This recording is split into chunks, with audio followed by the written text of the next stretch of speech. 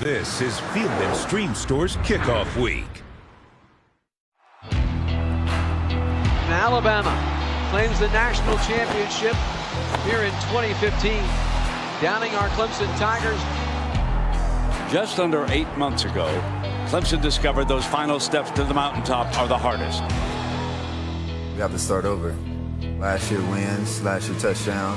Is it going to do anything for us this year? It's always about what's next. We got to go prove it and earn it all over again. Instead of a return to national prominence for Auburn, last year became another forgettable season. But Tigers are said to hunt best when they are hungry.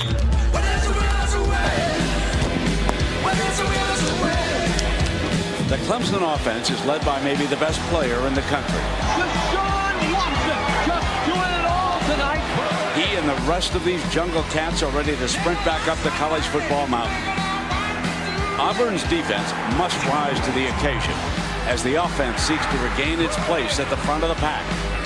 Tonight, all these Tigers begin another hunt.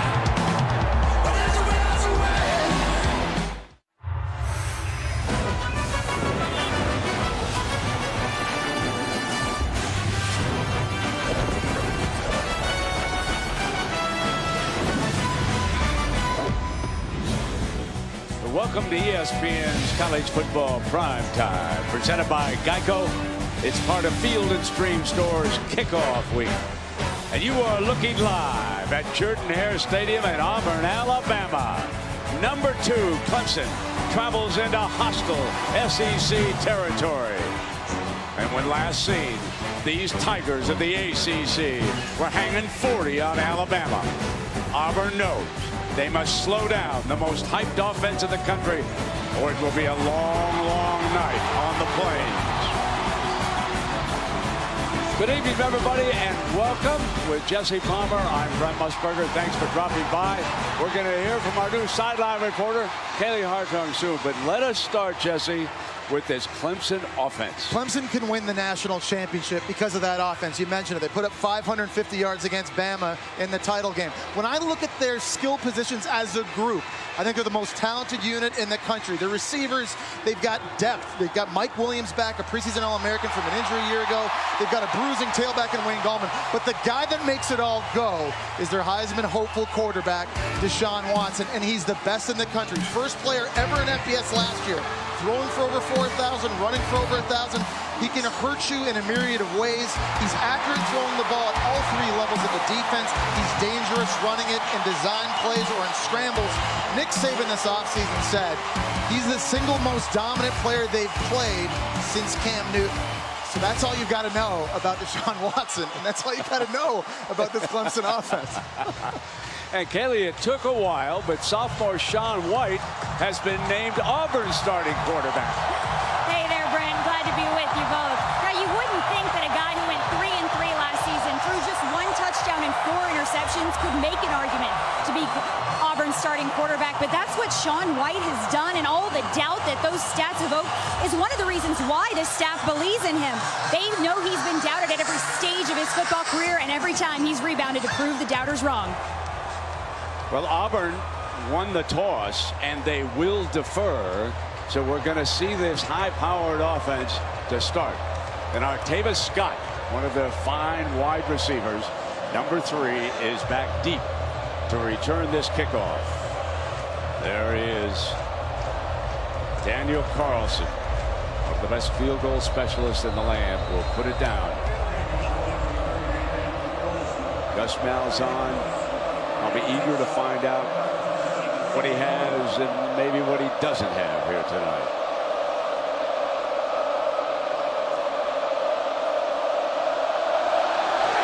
The quest begins.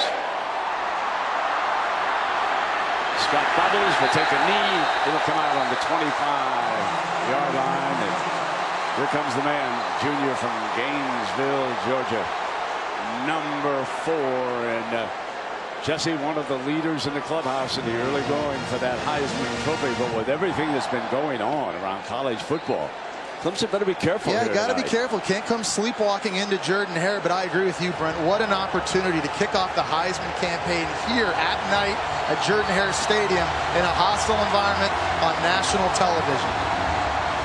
Wayne Gallman, his 1,500-yard rusher. Number 9 will line up behind him. Jay Guillermo over the ball will snap it. And Watson keeps it, but there was a false start. So one of those little mistakes, Jesse, that can start to add up, as we saw in Knoxville on Thursday with Tennessee. Yeah, listen, you can practice crowd noise all you want back home at the friendly confines near Memorial Stadium and in practice, but until you're here living it in Jordan-Hare, this is one of the loudest venues in the entire country. It's certainly something that all head coaches worry about in their first game, those mental mistakes. From the gun, Gallman pounds behind the right side, hit by a host of Auburn Tigers. Big Carl Lawson. Jesse, let's talk about number 55. He was in on that stop. Such a key man. Yeah, listen, and when I look at this game, the one place I feel Auburn has the advantage tonight is that D-line versus Clemson's offensive line. They're led by number 55, Carl Lawson, who's finally healthy, and when he is, he's a first-round talent. 2nd and 11, tosses the slant to Scott, short of the first down, and it's 3rd down. Javaris Davis, one of the Davises in that secondary. This number 31 makes the stop. Carlton Davis on the other side. He wears number 6. Here's your first 3rd down for this hyped offense.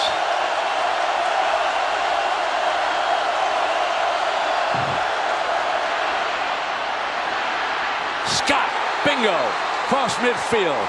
Great reception on Scott's part. His vision was tremendous as he turned back toward that pass. And it was a great read by Deshaun Watson. He had the one-on-one matchup outside with his roommate, Artavis Scott. Tight coverage on that play by Carlton Davis, but he back shoulders the throw. Little option look, and they turn Wayne Gallman loose, the redshirt junior from Loganville, Georgia. Everywhere you look on this offense, there's a veteran and there's a producer. They have welcomed back Mike Williams as one of the wide receivers. There you see Kane, Deion Kane, number 8. He's a sophomore from Tampa. 3 wide receivers. They hit on their first 3rd down of the night. They bring Jordan Leggett in as a blocker. Gallman comes and just barrels ahead for another first down across that 40-yard line. 3rd down was so critical. Great catch by Scott, and here they are moving the ball on their first possession. And I love watching Wayne Gallman run. He runs angry. He's a violent runner, and he's a guy that seems to get stronger as the game goes on. They've got to get him his touches, see if they can wear down this Auburn defense. And Mike Williams is spread out to the right in this formation. Gallman, the running back. He's over on the short side of the field. Deshaun, though, looks the other way, and that should have been intercepted. Jonathan Ford hit him in a weak spot right between the numbers, huh? Yeah, Deshaun Watson was looking for Deion Kane in the slot on a slant route, and he overthrew this ball. And I think it surprised Rudy Ford. Check this out again. It kind of comes out high, and all of a sudden it was right on top of Rudy Ford. If he could have caught that, I think that was a pick 6. 2nd down. How about the neon light here tonight and this down marker at Auburn? I'm looking across the field at it on both sides. That should help the players. Gallman bounces back to the right side. Watson helps him lead the way. Lawson finally gets him down short of the first down. 3rd down. This Auburn defense has a lot of youth and a lot of inexperience, and this is a critical down right here early in this game to get a win. They understand the juggernaut that they're up against tonight, but they need to have positive plays happen early to gain confidence in this game. 3rd down and 5. Watson checks over to the sideline. The coaches upstairs have looked at the defensive alignment. Defensive coordinator now switches his linebackers. checkers game continues. 3rd and 5. Watson, a fine runner, now dumps it off. But he threw behind Gallman, and it is 4th down. And that's a break the Auburn defense needed.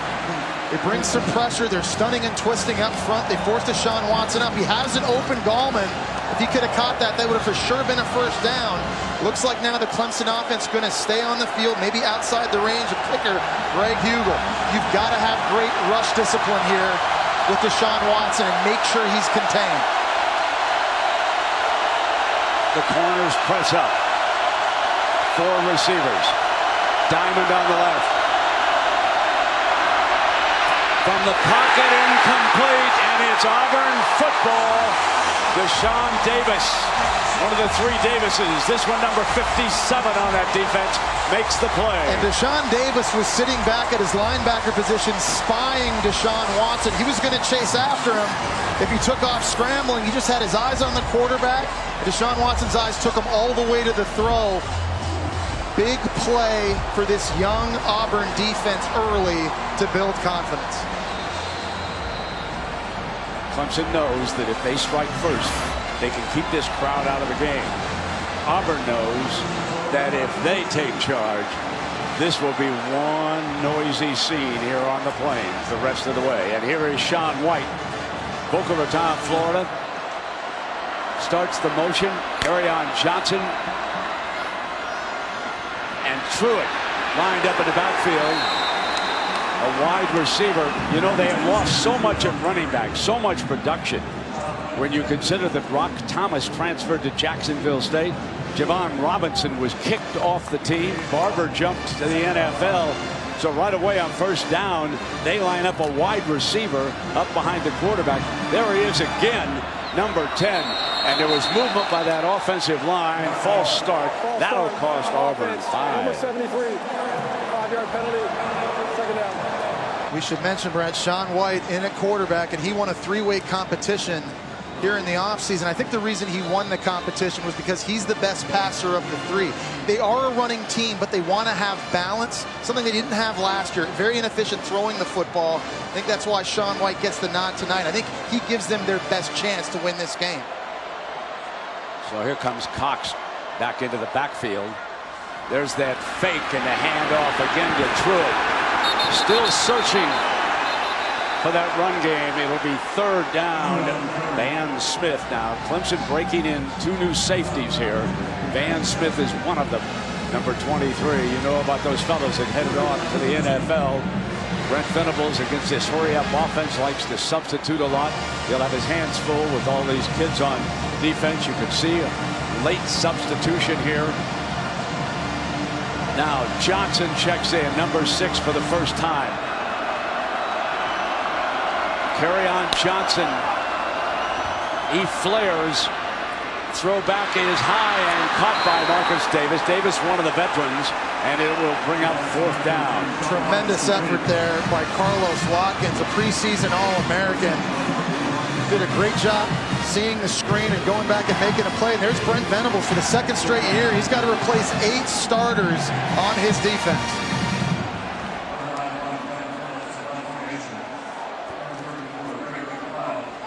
We welcome those of you who just watched Georgia in a very good game defeat North Carolina in the 4th quarter. We are scoreless. Clemson had the ball on the 1st series, drove down into Auburn territory. We're stopped on 4th down. Now, at the conclusion of Auburn's 1st series, a fair catch on a punt at the 34-yard line. So Jesse Palmer, along with Brent Musburger, Kaylee Hartung is working down on the sideline, and this crowd so wants to climb into this game. It is so important for Auburn not to lose contact early. And not a lot of people giving Auburn a chance in this game, let's be honest. But I've played here before, and I know what this is like, especially at nighttime. Auburn is an inexperienced defense. They've got a lot of major question marks on offense, especially at the skill positions. But I feel like if they can drag Clemson into deep water late in this game, this crowd can become a factor. And that's certainly, Brent, to your point, what they want to do. They've had some good things happen on the 1st drive defensively. Let's see if they can continue that momentum. Watson was 2 of 5 on their 1st series for 27 yards. Hands it off to Gallman, and This is our plan for success, Jesse, brought to you by Northwestern Mutual. A lot of it, Brent's defensive. Now, first 15 plays is a key for the Auburn Tigers. They have to build confidence. If bad things happen, they could implode. And secondly, that defensive line we talked about, they've got to dominate. That's their biggest advantage in tonight's game. She'll blitz. Swing it to Gallman, the running back. And with a second effort across the 40-yard line on that play. So Deshaun Watson, one cool customer. I think Clemson offensively is really going to test that Auburn D-line. They're going to play with tempo, but you see how they're spreading the football to the perimeter of the field, trying to force this Auburn D-line to run east and west and get them tired and really challenge them. Gallman, who carried the ball 5 times for 21 yards, takes a break. Tyson Day, I should say Dye, number 22, in for the first time here tonight. Watson moves over behind him, uses him to protect, and he runs for the first down, and he is crushed. There is Davis, number 57 on the line. That's his second big play in this game, and he sends a memo to Deshaun Watson. If you're going to run, big fella, we're going to bring the lumber. Yeah, Deshaun Watson is extremely decisive. When nothing's open, he puts his foot in the ground and gets north. But a big hit, remember, it was Deshaun Davis that knocked down the 4th down attempt earlier. On 1st and 10, Watson with time goes deep down the sideline, out of bounds, incomplete. Kane, the intended receiver on that play. And Javaris Davis, number 31, was the defensive back that covered. And conversely, I think Clemson's biggest advantage, especially on offense, is their wide receiver group against Auburn's secondary. Clemson, we've talked about, is deep. They're very talented, and they're big. Auburn's secondary is smaller. They're not very experienced, and they're thin. Adam Choice checks in. Among other things, Choice can also throw it from that running back position. This time he will carry it behind that right side. Crowder and through Morgan. Over there, the center is Guillermo. Mitch Hyde, of course, an outstanding left tackle. And Taylor Hearn is at left guard. There's your Clemson offensive line. They have 62 total yards already in this game. 3rd down and 7.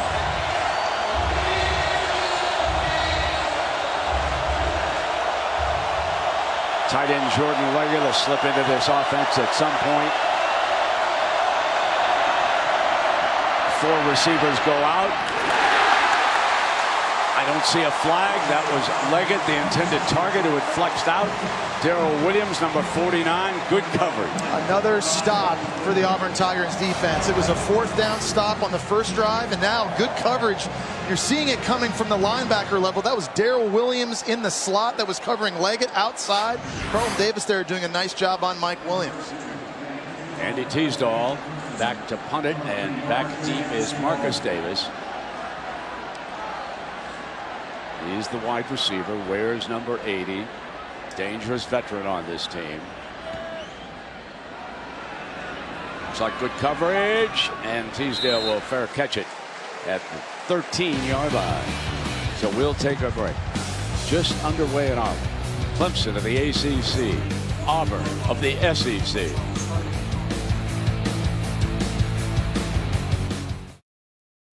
Watching the SEC on ESPN. Kaylee Hartung is down below, and Kaylee, some of the fans didn't get a chance to hear that story about Sean White, and he's the starter at quarterback for Auburn.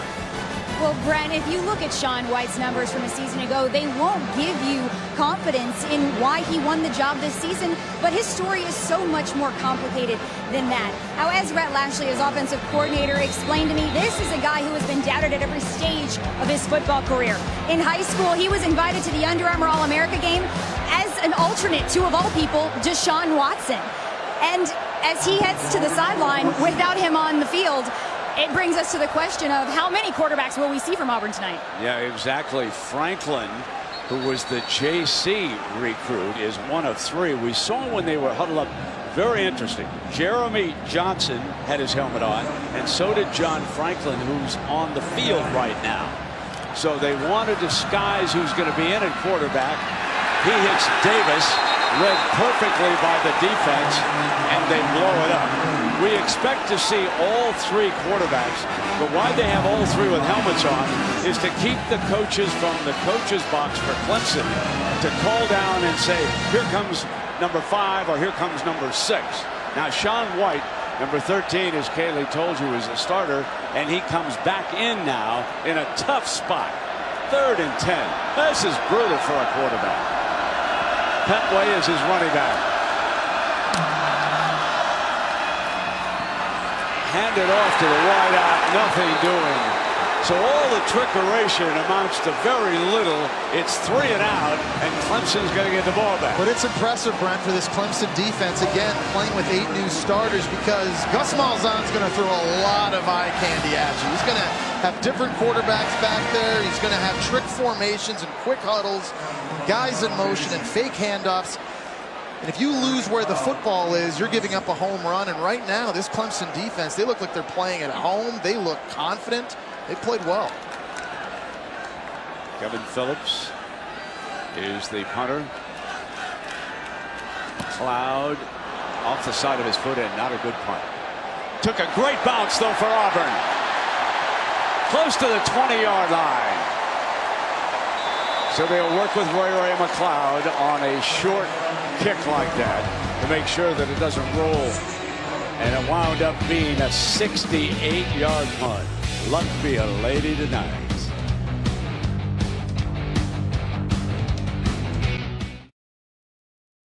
ESPN College Football is presented by Geico. 15 minutes could save you 15% or more on car insurance.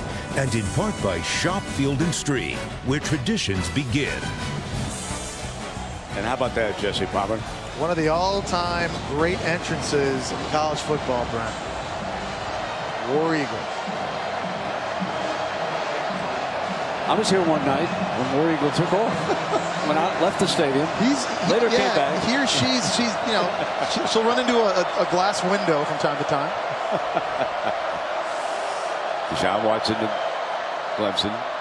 Quarterback draw all the way, and he's out to the 22 as we go to the studio. Adnan Virk for an update on USC Alabama.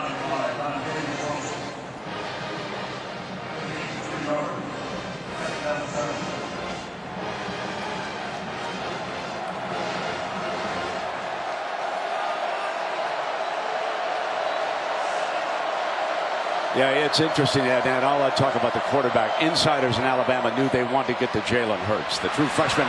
And here is Gallman busting ahead for a Clemson first down. Yeah, this offensive line doing a nice job getting some movement at the point of attack and giving Gallman a chance to move. Again, tough guy to bring down. Auburn's defense has to gang tackle. We talked about the violent running of Gallman. Not an easy guy to bring down by yourself.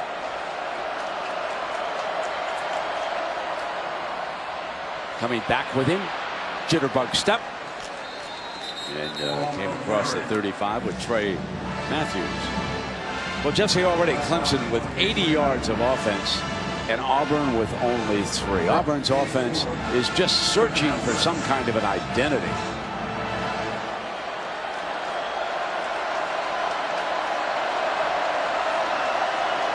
Second down and 6. Offensive line gave him time, 3rd and short. That was Ray McLeod. Reception. This is a really tough offense to have to stop in these 3rd and short situations because you have so many threats, particularly running the football. Deshaun Watson or Gallman in the zone read game. Dabo Sweeney looking out at his offense on this 3rd and 1. Auburn brings pressure, and they stack the running back up. It'll be 4th down. Yeah, Dontavius Russell at defensive tackle just created a pile right in the middle of the field, and that's what really kind of forced Wayne Gallman to stop in his tracks. He tried to leap up over top of the pile, but just too many blue jerseys. And another stop for this Auburn defense. If you're Kevin Steele, their new defensive coordinator, you have to love what you've seen so far from your unit. But you're going to put a lot of pressure on them unless that offense gets some first downs and keeps these biggins off the field on a humid night. That's a great point, Brent. At some point, this offense has to be able to stay on the field and give this defense a rest and a breather on the sidelines. Marcus Davis is back deep. Beautiful punt. He's going to hope it goes to the end zone, and it does. So we'll take a break. Clemson and Auburn scoreless in Alabama.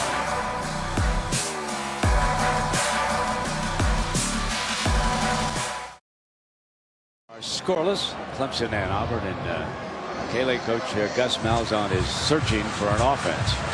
Well, Brent, after that quick 3-and-out series for the Auburn offense, Gus Malzahn spent the majority of that last series talking to his offensive line. The message was very simple. You could hear him from the sideline saying, we need to block. Well, here's his third quarterback, Jeremy Johnson, big fella, 6'5", 234. Down at the line of scrimmage.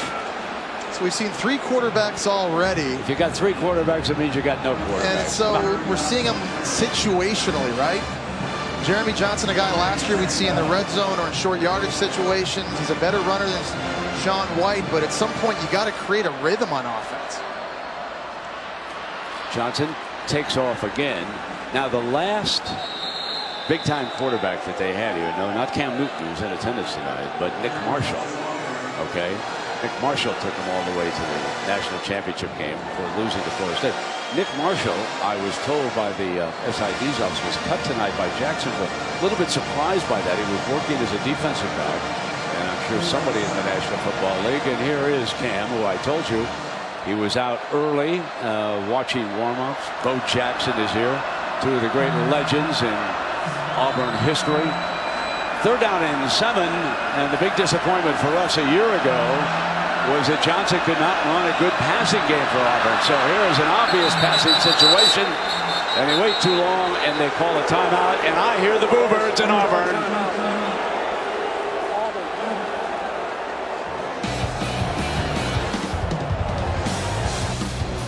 Can't say I blame them right now, folks.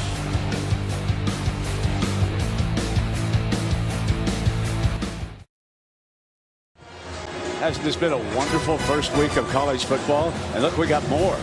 Tomorrow on ABC, 7:30 Eastern, Notre Dame and Texas on the Lone Star State.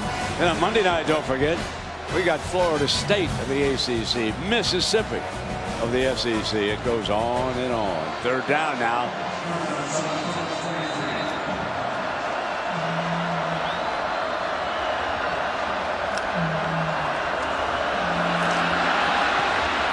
There's a penalty flag that was thrown. We'll see who jumped. I thought maybe the defense jumped. Hastings makes the catch. It was Cleveland. Cleveland. Give him a first down. Yeah, it was Cleveland Farrell, number 99 for Clemson at defensive end, and with the catch, they'll decline that. Defense number 99.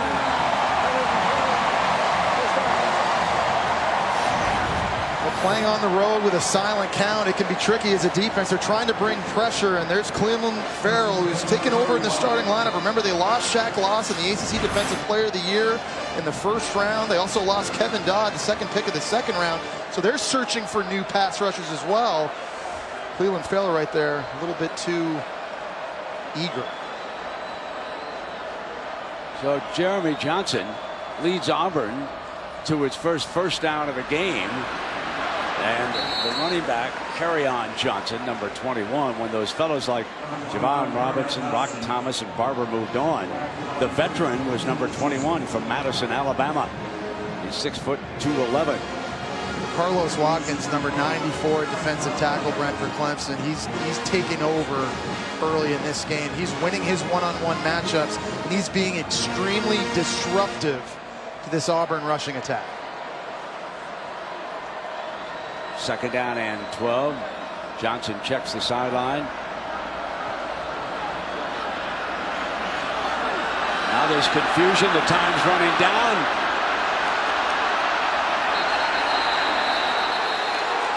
And it expired.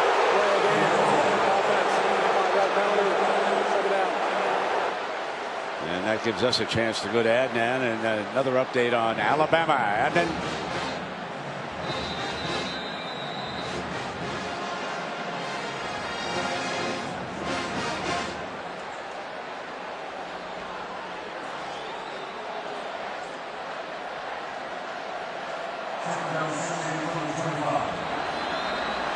Thank you for that. And it's 2nd down and 16 here after the penalty. Johnson to the 31-yard line. And Brent, I think the thing I'm most disappointed in Auburn's offense right now is the tempo or lack of tempo. You know, Gus Malzahn wants to push the pedal down. It's been very, very slow getting set up at the line of scrimmage. 1 first down, 19 yards of offense, and they're burning timeouts.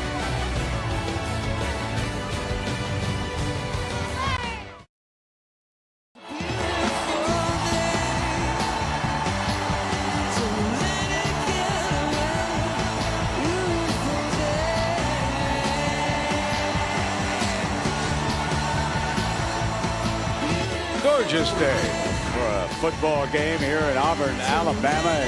Jesse, how about those festivities? How about those parachuters coming down? 4 of them in the middle. They just kept coming, didn't they? You're going to do that for Good Morning America? Is that I hope not. Johnson's back now, firing complete. And there's their best offensive play of the game. Will Hastings. So it is Jeremy Johnson who has taken over here as quarterback, bringing a little life into this offense, and that was a fine throw. 1st down and 10.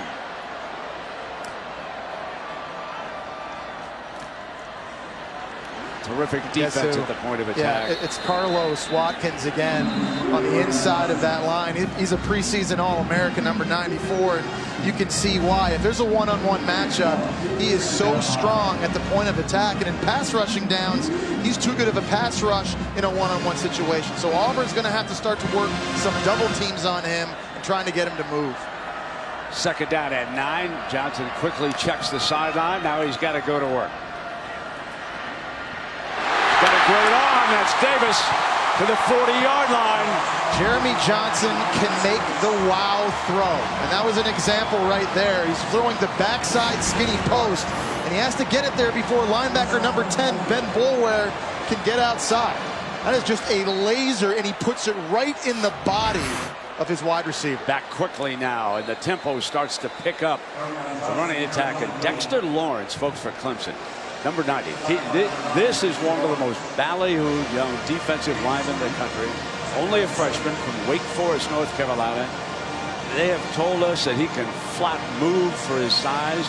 On a goal line offense inside the 5, you'll see him line up as one of the blocking backs. What a tremendous future he has for the Tigers. 2nd down and 7. Giving it to Johnson. And this will be about a 3rd down now and 6. But I do think, if I'm Gus Malzahn, I'm leaving Jeremy Johnson in the game now for a couple of series because he's given a spark to this offense. They finally look like they have a rhythm until that play. As soon as I say that. Timeout, Clemson. So Clemson will take a timeout here early in the 2nd quarter. Gus wanted that tempo to keep going.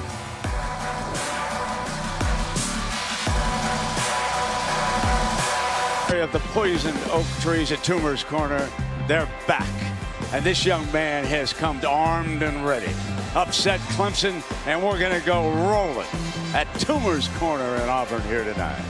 It's important here to note, Brent, Auburn right now is within field goal range for their kicker Daniel Carlson, so Jeremy Johnson cannot take a sack. Hastings has been working well out of the slot.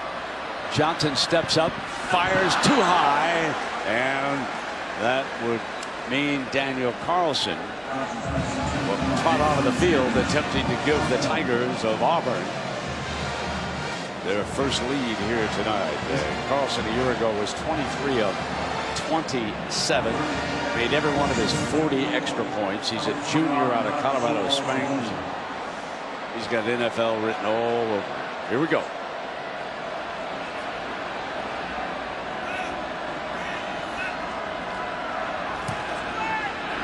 It's way 53 yards, and the underdog strikes first.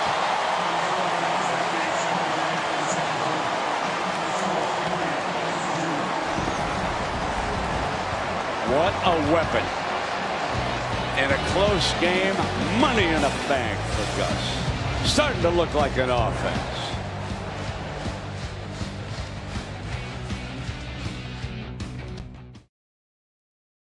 Welcome back to ESPN College Football Primetime, presented by Geico as part of Field and Stream Store's kickoff week. Speaking of a kickoff, here comes Carlson again. Clemson deep man is about 3 yards in the end zone. The wide receiver, Scott.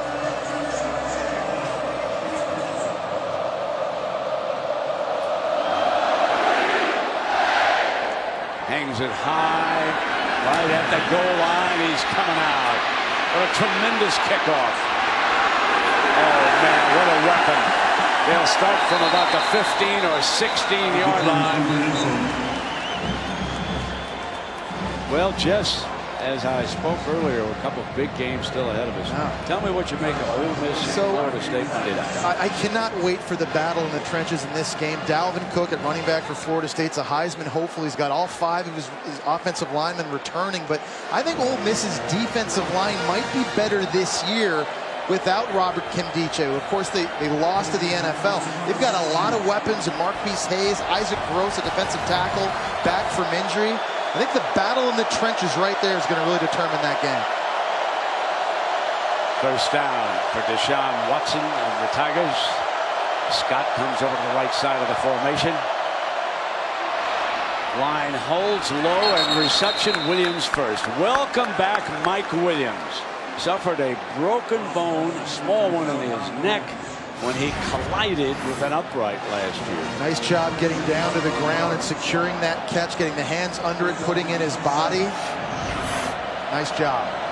You can see the respect that Javaris Davis was giving him. Quarterback draw again all the way for Watson, who's an outstanding runner, and he's short of that 30-yard line. And Brent, Mike Williams makes this Clemson offense so much more dangerous. He's got the speed on the perimeter of the field to just run right by a corner, take the top off of defense, but at 6'3", 225 pounds, he can also climb the ladder and win those 50-50 balls in the air. He's a nightmare for DBs to have to worry about.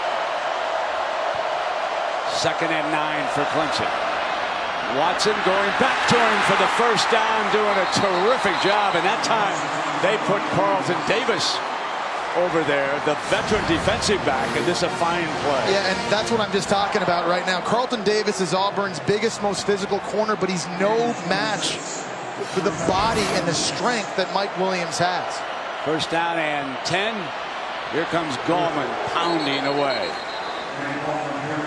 He was taken down by Matthew. Excuse me, Jeff. That's okay, Brent. When Clemson starts to roll and they can start distributing the football to Mike Williams outside, and Wayne Gallman at running back, and Jordan Leggett at tight end, and Octavius Scott, there's just a myriad of problems spread out all over the field that Kevin Steele, Auburn's defensive coordinator, has to worry about.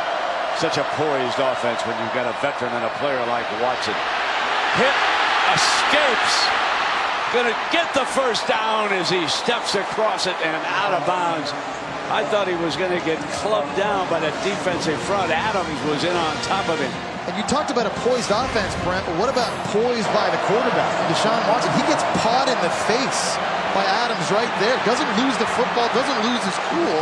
Just shuffles to his left, and there you see the speed off to get the first. Now first down at the 35-yard line, trailing by a field goal. Here comes Gallman behind some of the big ones, cuts back, makes the most of it to the 26-yard line. Nick Ruffin of the safeties. Again, it's back there at that safety position. Let's remember that Stephen Roberts was suspended. He was a starting safety from Auburn, and there's no question that Kevin Steele's going to miss him back there. 2nd down and 2.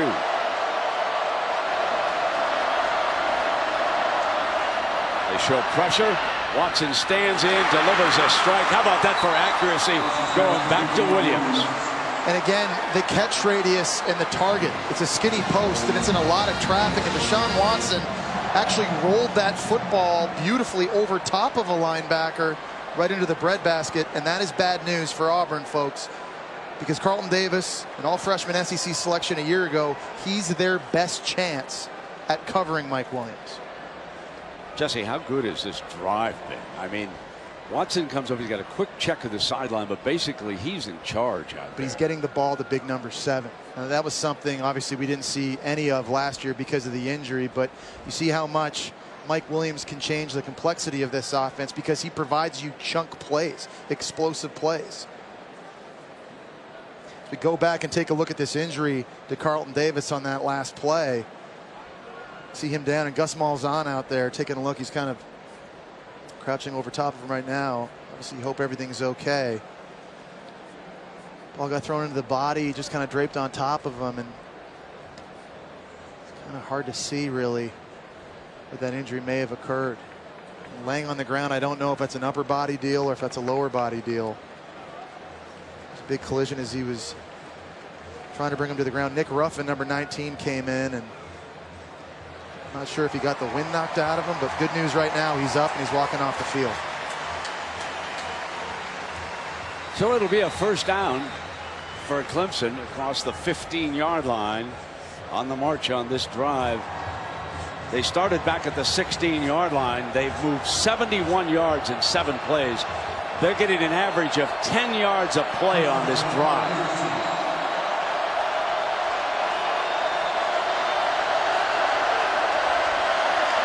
That's the H-back look. Leggett over to the left. Williams, they wanted to give it to him for a touchdown. He was defended by Halsey, who had come in as a replacement. Joshua Hosley makes a great play here. Watson has exactly what he wants. One-on-one outside with a much bigger wide receiver. Tries the back shoulder, and Hosley just did a great job competing. Didn't necessarily knock the ball away, but prevented Williams from coming down with it. Now let's see what they come back with on 2nd and 10.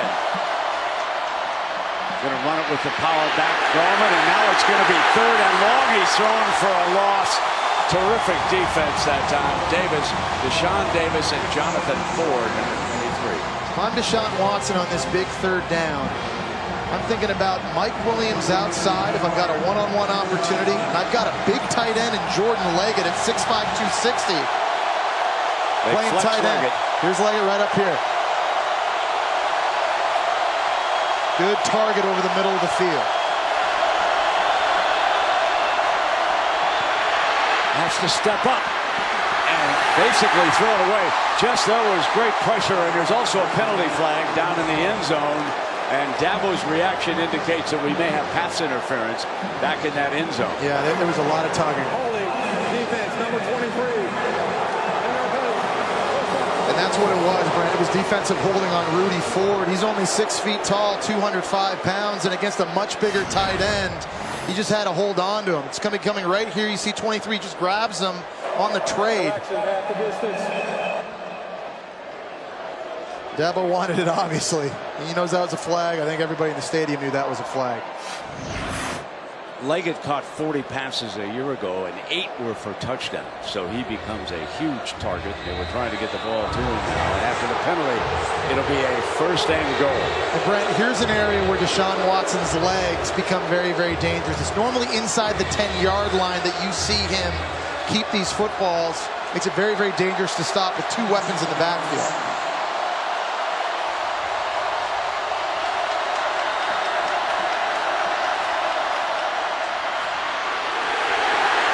Straight ahead with the running back, and again that front. Deshaun Davis, number 57, is a man at that middle linebacker spot. Really impressed with how he's playing here tonight. Really getting his first start, only a sophomore, but he's been physical. He's been playing downhill and just making plays for this Auburn D. Brings a 2nd down and goal.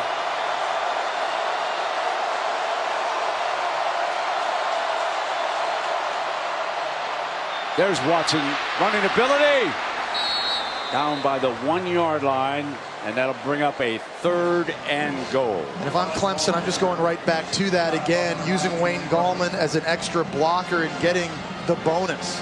Deshaun Watson just seems to have a knack for finding creases. He's got such good feet, change of direction. Now Watson on a quarterback draw, he might walk in. 3rd down and goal.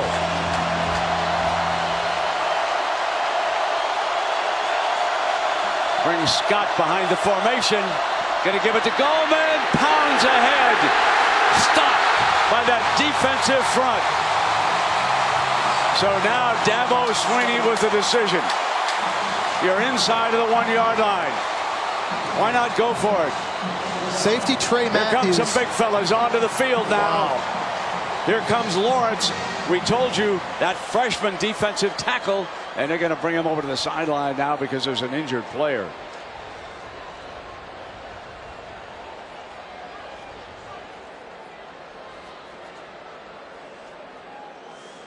That's Ruffin. And Brent, on that last stop, Trey Matthews, the Georgia transfer at safety, who weighs only 207 pounds, he took on a pulling guard in Taylor Hearn, who's 325, and didn't give up any ground. Watch this pull and the collision right here. A much smaller DB against a much bigger guard right in the hole, and he doesn't back up, and that allowed the linebackers to come from the other side in the pursuit and make a play. Just very, very physical. We're seeing Auburn play right now at the point of attack.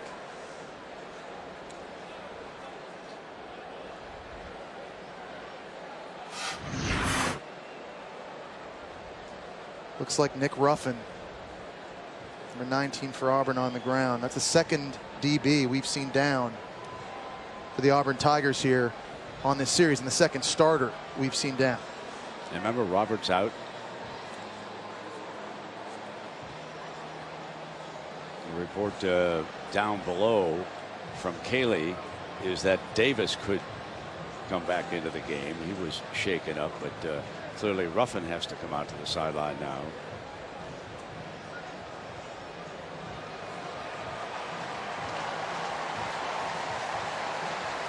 You know, because of that, we saw those big fellas jogging out in the field, right, Brent? We saw the defensive tackle, Lawrence, or Dexter Lawrence, coming out, and that kind of gave Gus Malzahn and Kevin Steele a bit of a heads up as to what they might expect. So they might have a different personnel now on the field expecting that jumbo package, one that they might not have had on the field had it not been for that injury. Markel Boston is a fresh arrival, number 11 in that secondary. You see from behind him. Now it's 4th down and goal. It's that jumbo look. Lawrence is the left blocker. Let's see who they're going to do. They're going to go to the right. Gorman behind it, and he walks in. Talk about a load when the big fellas line up. Well, Brent, they brought in 2 defensive linemen on that play. Christian Wilkins, number 42, lined up in the backfield, and it was Lawrence, the true freshman, who went in motion. And really, Leggett at tight end was the one that sealed the edge, but behind 640 pounds of D linemen, nothing Auburn can do. That's a walk-in. There's one thing going through Gus Malzahn's mind right now. Field goals are great, but you will not beat this Clemson offense with field goals. I'll tell you what, there's something going on in Kevin Steele's mind around the defensive coordinator. How do I cover Mike Williams? What do I have to do? That's a problem right now. Williams with 3 catches and 51 yards on that drive. 84-yard scoring drive in 13 plays, and they're the big fellas. Hey, that reminds me of the refrigerator. That's what Perry did. He played for Clemson. Oh, that's a lot of muscle coming at us.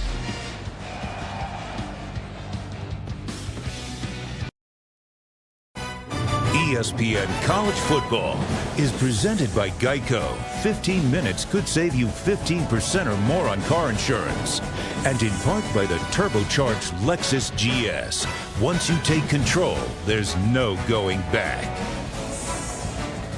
The 4 skydivers lit up this crowd with their arrival before the opening kickoff. There they are on the sideline. Guys, great job.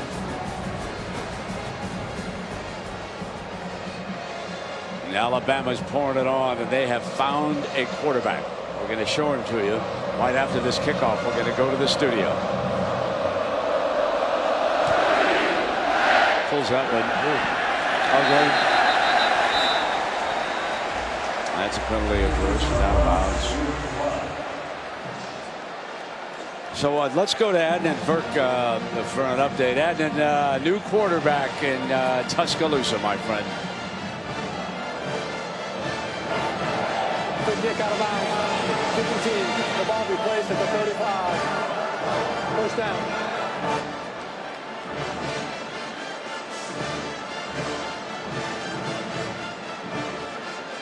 Absolutely. So we welcome those of you who are watching Alabama dominate USC here at 7-3. It's a dandy. For Jesse Palmer and Kaylee Hartung, I'm Brent Musburger. Nice to have you along with us. First down and 10. Jeremy Johnson, in case you just checked in, 3 of 4 on their last field goal drive.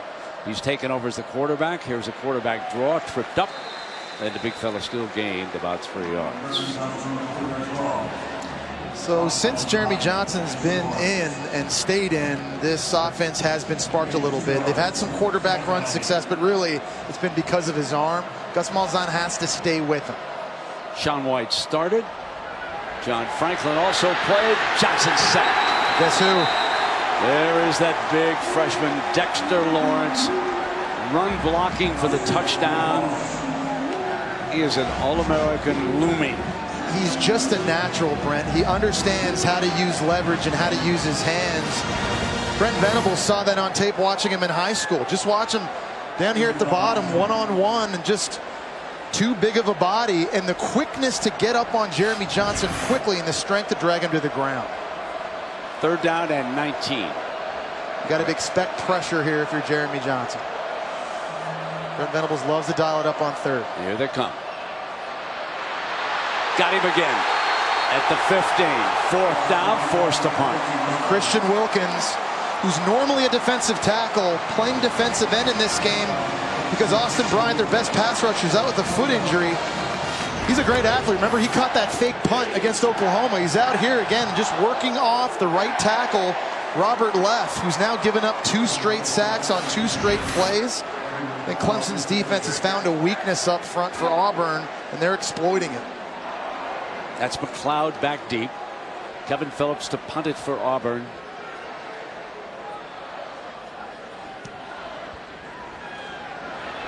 McLeod signals fair catch at midfield. Good field position for Deshaun Watson. What a wonderful story about Deshaun and his mom. And so happy to see that Deshaun's mother's here. We'll tell you that story when you come back.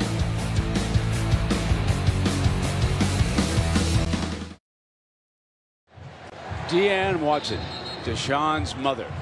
And what a wonderful job she's done living in a very, very tough neighborhood. She was able to move Deshaun into a Habitat for Humanity home where he could be raised away from the gang violence, drug-infested neighborhood, gave him the best opportunity. She was stricken with cancer of the throat, had much of her tongue removed. She was able to survive the toughest battle of all. She has not missed a game in over a year now. And we congratulate her and Deshaun as Deshaun goes for the bomb. Incomplete. Second down and 10. McLeod was the intended target. And Kevin Steele, the defensive coordinator, has a dilemma right now schematically. He has to decide what he wants to do with Mike Williams on the perimeter of the field. If you double cover him, you've got one less guy in the box to stop the run between Deshaun Watson and Wayne Gallman. There's Kevin Steele right there. But if you put more guys in the box, now Williams is single covered outside. They bring the receiver around, Ray McLeod. It'll be third down coming up as Darrell Williams makes the hit. And he's from a town called Hoover, Alabama. You folks in Alabama certainly know Hoover through the years. What great football players have come out of that high school. Big third down. Auburn needs a pass rush. Where's Carl Lawson? He's up here at the top of the screen. Number 55. He's going to be working against the true sophomore left tackle, Mitch Hyatt. Third down at 7. That'll be a heck of a battle. Hyatt's a good one.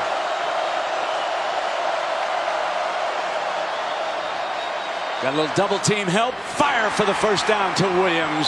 But credit that offensive line. Lawson was coming to get it stripped. They take it away. Now Dabo's saying he stepped out of bounds over here. Watching that in real time, Brent, I didn't think he did. Mike Williams had an opportunity to go out of bounds, but he decided to keep fighting, and Auburn just swarmed to the football. Carlton Davis Trey Matthews. I think number 49, Darrell Williams, got in there as well. And right here, he could have gone out. He had the first, but no, he's in bounds.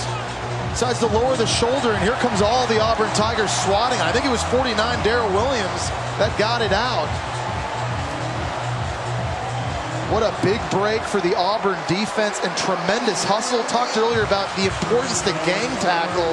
Nice job running to the football and swarming. And bad ball security by Mike Williams. Derek Brown, number 5, recovered the ball. We got another change of quarterback now, Brent. They get rid of Jeremy Johnson, and now Sean White back in. So the musical chairs continues. Well, Johnson sacked a couple of times for a loss of 22 yards. So Malzahn decides to go back to his starting quarterback, Sean White. The ruling on the field is a fumble recovered by the defense. The play is under further review. So they'll double check this up in the replay booth. Didn't seem to be much of a question for you, Justin. No, I think it's pretty obvious. It's important to note now here in the SEC, back in Birmingham in the video center, there's 3 other officials helping out the officials here with instant replay. They're trying to build consistency week to week on all of these calls. Just kind of an added measure to make sure they get the call on the field right. But I think the ruling on the field as a fumble is correct, and I think this review, it's not going to take very long.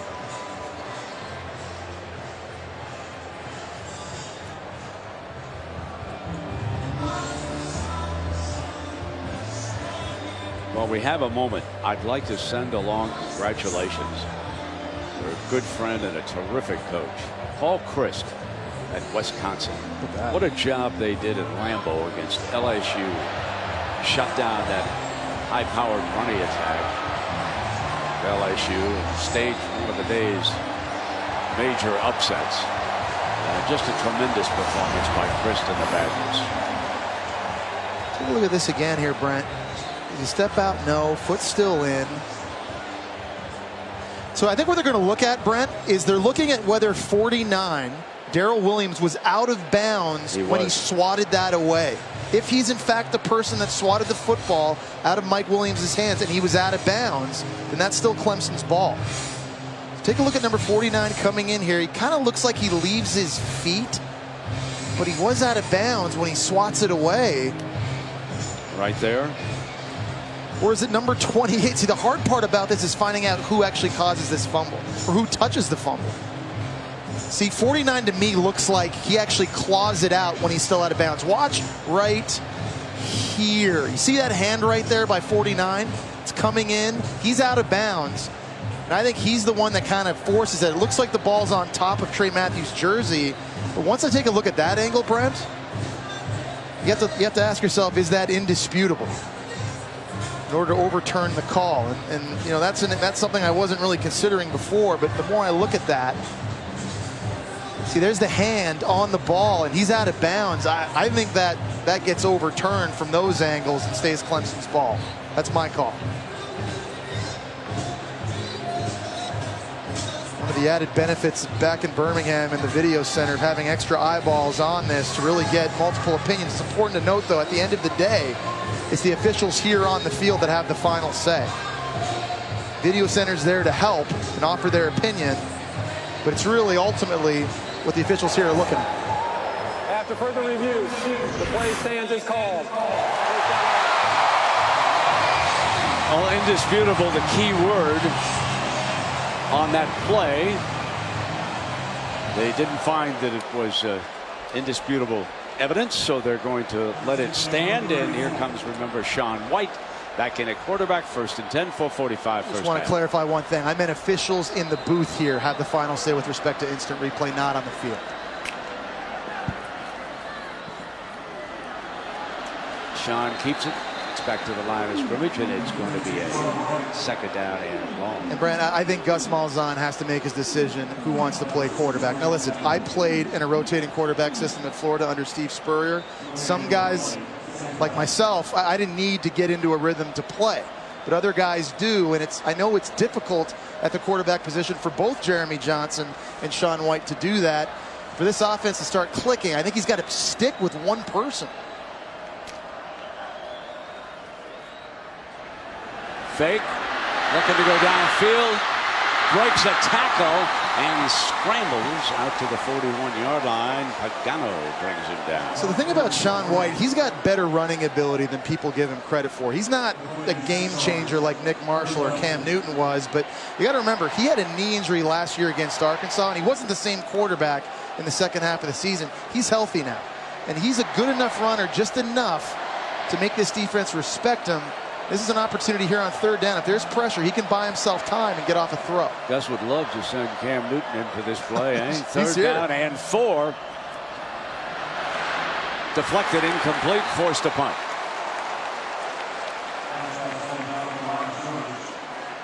Yeah, Ben Boulware coming in on a blitz.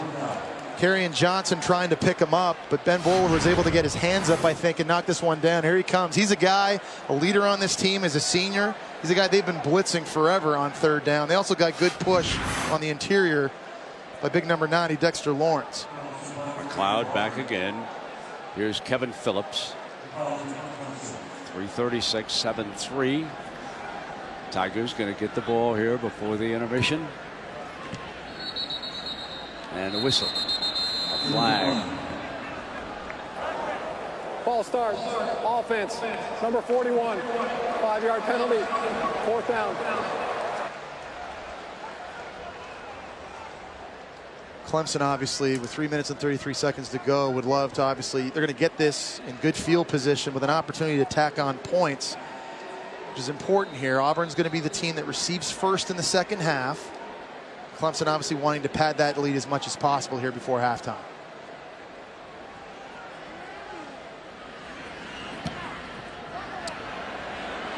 McLeod going over to the sideline. Fair catch at about the 23-yard line. Adnan, what's brewing for halftime?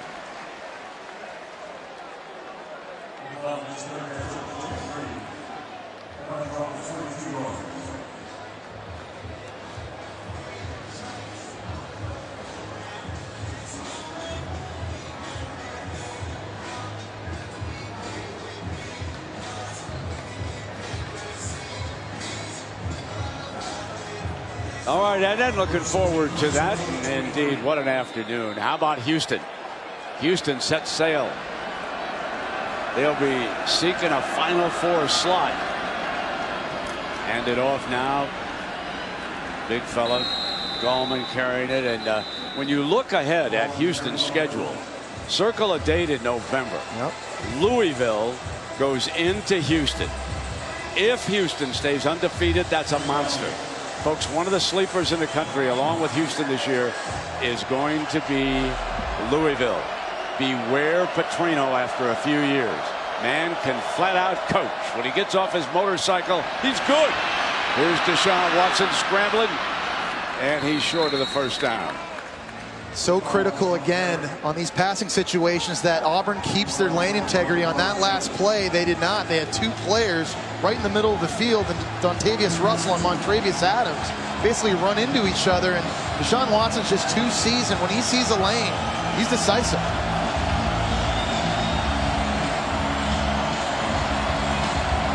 Clemson taking their time with 2 timeouts in their back pocket, leading this clock. Big third down. Now they're going to call a timeout. Timeout is called. Timeout. Clemson. 30-second timeout. Let's check in down below with Kaylee. Well, Brent, all night you've seen Cam Newton's feet firmly planted on the Auburn sideline, but as he told me before the game, he's in a tough spot here. He will always be an Auburn Tiger at heart, but his relationship with Deshaun Watson is very important to him. Deshaun Watson talks about his relationship with Cam insofar as one where he's like a big brother to him. When they talk, they don't talk football so much as they talk about family and the kind of men they want to be and the kind of lives that they want to lead. Now, Deshaun first met Cam back when Deshaun was a junior in high school, and the relationship has built since then. And as Cam says about Deshaun, this guy hasn't even scratched the surface of the things he can do at the college level. They had a quick embrace before the game, but very few words exchanged. Yeah, Kaylee, what was interesting about that picture when they embraced is how big Watson is. We were waiting upstairs to see where he would come up to Cam Newton. And Not quite his equal, Well, but close to it. Cam Newton wearing the spiked shoes. I mean, those Louboutins, that doesn't give you a lot of lift, Brent. You know that. Third down. Oh, Jesse knows the shoes. Gotta have a good shoe game now. You're the MVP of the NFL. Third down and 2, Deshaun. That's Leggett who stays in constant touch as the H-back, and timeout is burned, and they're on the timeouts. Well, it's the first game of the season, and Wow, there you go. Dabo said, come on. We're supposed to go, Leggett. Get in the right spot. We can snap the ball. You know better than that. You're a veteran.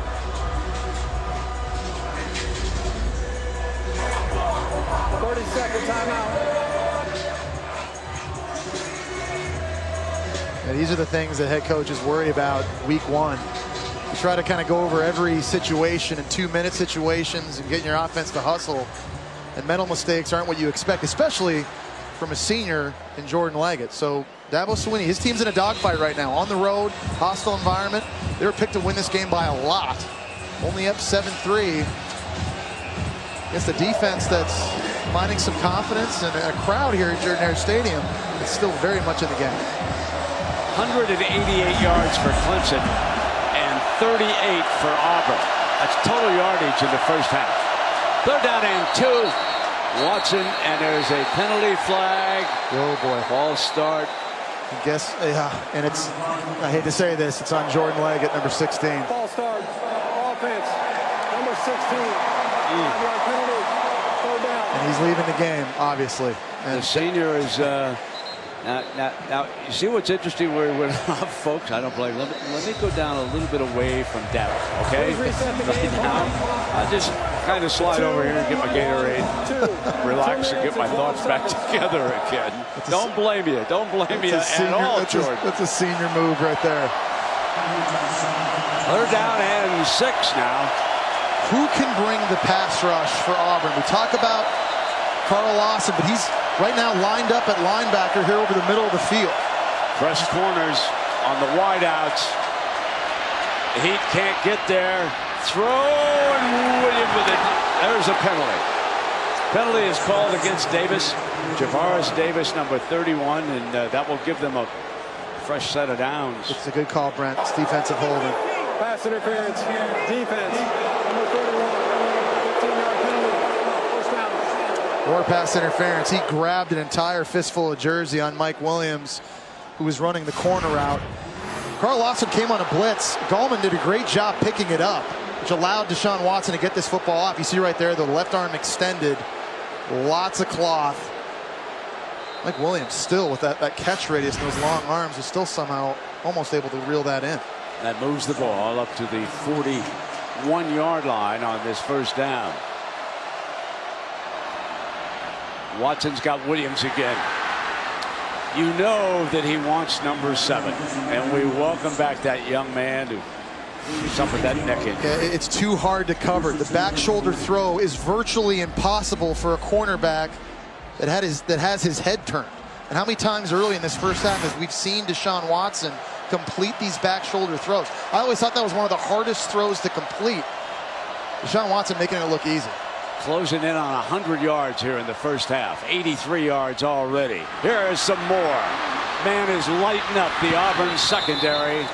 That's his 6th catch of the first half. And he's got these cornerbacks guessing right now. We've seen he's made a lot of plays to the perimeter outside between the numbers and the hash. And that's where these cornerbacks, and Javaris Davis thinks he's going. Then he puts his foot in the ground and runs the slant inside. Totally turns Davis around. That's an island right now that none of these corners want to be on. It's become Mike Williams' island. 4 plays for 59 yards. Getting Richard set. He replaced Leggett. Pounding back with Gallman.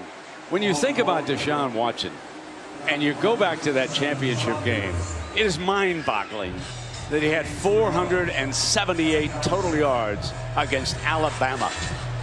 And they weren't supposed to get a first down. Remember? Everybody kept talking about that front 7 for Alabama and all the different NFL prospects they had. And that was almost like a Vince Young-esque performance by Watson. Second down and 7. Pump fake. End zone. Williams couldn't quite hang on. Decent coverage by Holsey. Holsey's defended him pretty well over there a couple of times. Yeah, he has. And this looked like it was going to be a catch by Williams, and it was Holsey that got his hands in between Mike Williams and batted this ball away. Watch this. It's a perfect throw by Watson. Extended. Look, the hand kind of comes in and forces him to bobble it. You're right. I think the one guy that seems to have done the best against Mike Williams, it might have been a little bit of a push off there. But Holsey, good play. Here's your third down. You got to identify where big number 55 is right here. Watson's going to take off. And you know who was helping close in from behind on that play. That's Deshaun Davis, also number 57.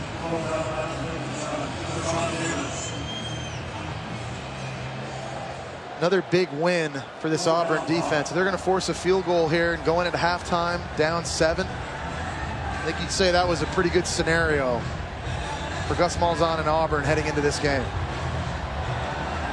So Greg Hugo hit 27 to 32. On for his 30-yard attempt. This is the most field goals in the country last year. This guy was virtually automatic. Pulls it to the left, but through. And it's a 7-point lead here in the first half. 10-3. Clemson goes up. You know, we've talked about Mike Williams, and I want to take you back.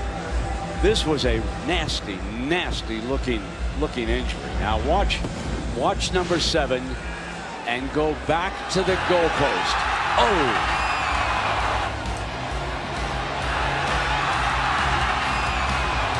So he suffered small broken bone in the neck, missed the rest of the season, signaled to the crowd that he was okay as they carted him off. And it's so great to see him back here tonight. It sure is. And when you look at the game he's having right now, already over 100 yards in that first half. He's been a dominant force. I think the amazing thing to me is after such a serious injury like that, he actually looks to me like he's bigger and faster and stronger than he was even at the start of last year.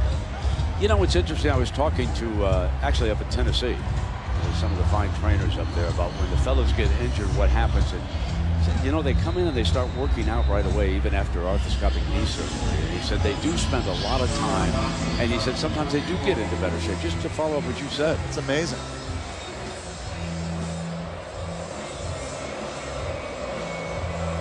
That's Ford back deep that you saw.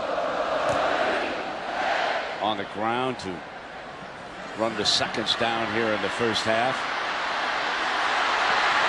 There's a penalty flag on this play as the clock runs back down. They're going to get a hold on Ryan Davis, a wide receiver, who's playing on the kickoff return team. And that, of course, means that the first half's coming to an end, I believe. Holding during the return. Number 83. 10-yard penalty. First down. And now, correction. Decline. Halftime. So it was declined, and that's halftime. And so it is 10-3 Clemson. So it's the BMW halftime report. Adnan Virk, Joey Galloway, Danny Cannell. Take it away, Adnan. This is Field & Stream Store's Kickoff Week.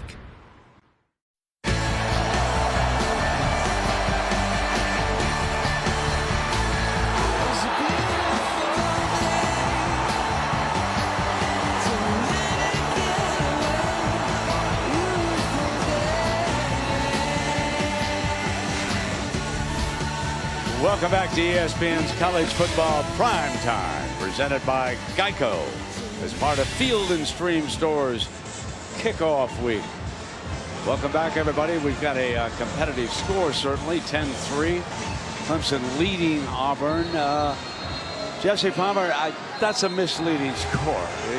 We talk about the Clemson offense all the time, but the Clemson defense is pretty good, too. I think that's really the story right now in this game. They've held the Auburn Tigers to just 38 total yards, 1 yard rushing. They've only run 23 plays. I've been really impressed by this unit that has 8 new starters. They're dominating at the point of attack. Up front on the defensive line, they're creating penetration in the run game. They've sacked Auburn quarterbacks twice now. Those numbers on the right, that's the bad news for Auburn. But the good news is, you just kind of mentioned, Brent, they're only down 7 points. I think for Auburn to get back in this game offensively, they've got to pick a quarterback, stick with them, but they've got to get back to running the football. Tougher job for USC. They're now down 45-6 to Alabama. Wow. I don't think there's anybody out at USC that wants to have that Roll Tears t-shirt, huh? Roll Tide, and they're rolling. 10-3 as we get ready to start. Auburn will handle the ball with the first series, having deferred after they won the opening coin toss.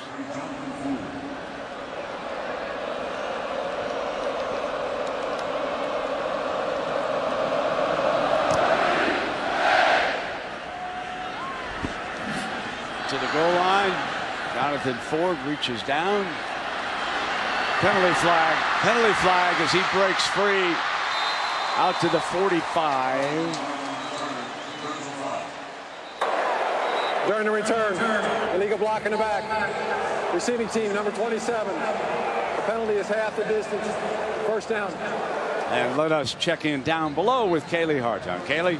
Well, guys, we thought that we could see all three of Auburn's quarterbacks earlier in this game. We didn't realize how early it would be, as by the end of that second series, we saw all three. Gus Malzahn just told me that was the plan all along. He now feels like they've figured out what they need to do. It comes down to execution. But as Gus told us coming into this game, his biggest question was, how would this team respond to adversity? Now's the time to learn that. And Kaylee, no surprise seeing number 6, Jeremy Johnson, jog onto the field. They've been, I think, the most successful running and throwing when he's been in the game. Kerryon Johnson is the running back. He's number 21. Jeremy Johnson, 3 of 4.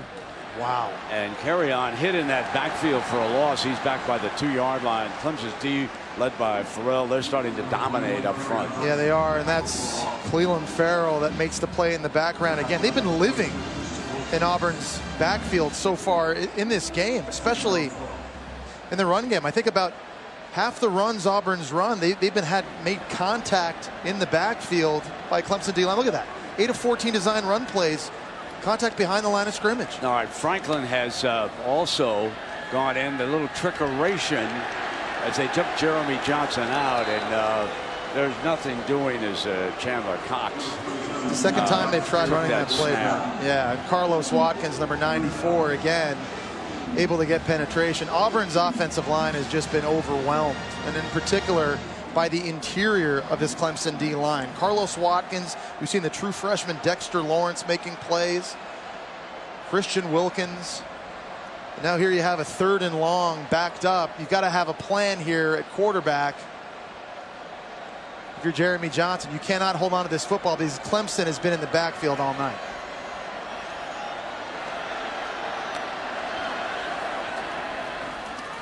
Going to run it out, try to give the punter a little daylight here. Just really impressed with Clemson's defense. They're just fitting. There are a bunch of guys out there that haven't played in a lot of games. The defensive line is eating up blocks the way they are and getting pushed. It just opens up lanes for linebackers and DBs to fit up into. Brent Venables, we talked about it. 2nd straight year, he's had to replace 8 starters. His unit right now playing lights out. So McLeod, the punt returner, figures to give Deshaun Watson tremendous field position here. He's got a fair catch at the Auburn 45-yard line. And so Deshaun comes out 11 of 19 tonight for 148 yards. Has not yet thrown a touchdown pass nor an interception. He's also carried 7 times for 23 yards. So a very short field. And he kind of found his groove, I think, there in the second quarter. Early in the game, missed a couple of open throws that I think could have been big plays, but he started finding big number 7, Mike Williams, and that was sort of a security blanket. Since then, he hasn't missed very much. Number 57, Deshaun Davis, signaling, moving defenders around. He's played very well defensively. Gallman, and keeping it was Watson after the fake, and challenging him on the sideline is Nick Ruffin, who was shaken up. good to see that he's back on the field, so it'll be second down. So if I'm defensive coordinator Kevin Steele for Auburn, I've seen enough of Mike Williams now. He already has over 100 yards receiving. I would double him every play and trust in my defensive line to start controlling the line of scrimmage to slow down this Clemson rushing attack. I do not want to die a fast death through the air to Mike Williams. Take your chances with your D-line. Carlton Davis has him.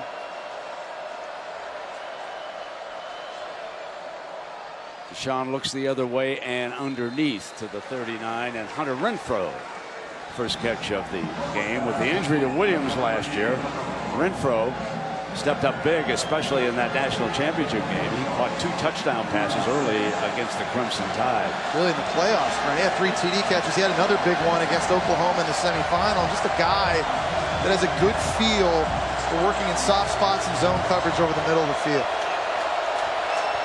3rd down and 5. Here comes pressure.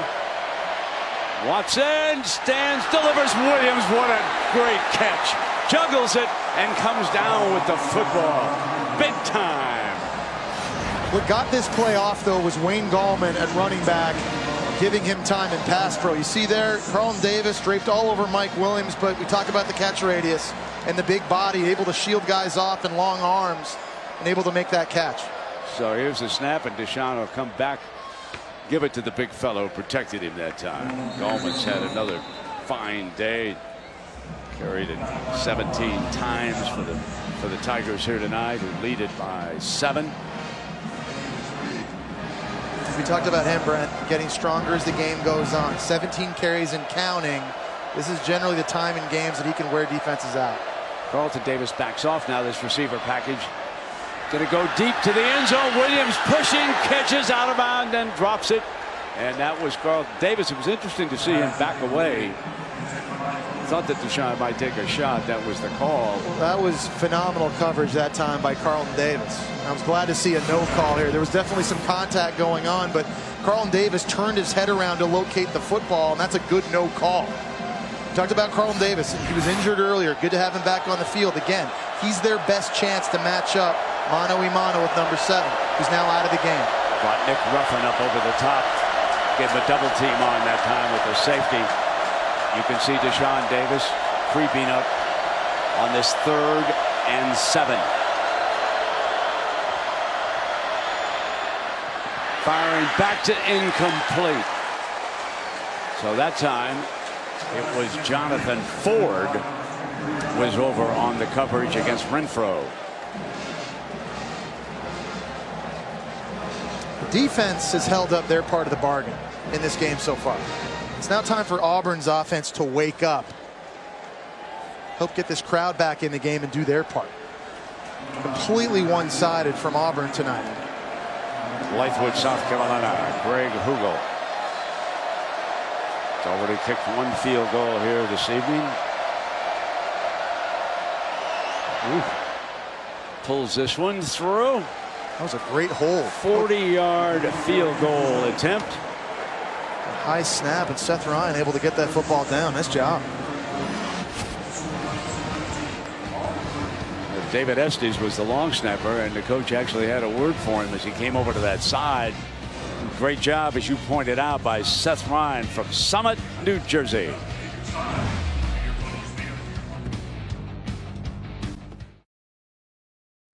You're watching the SEC on ESPN. 13-3, Clemson over Auburn. Alabama all over USC. 52, I believe, to a couple of field goals. Auburn set to receive.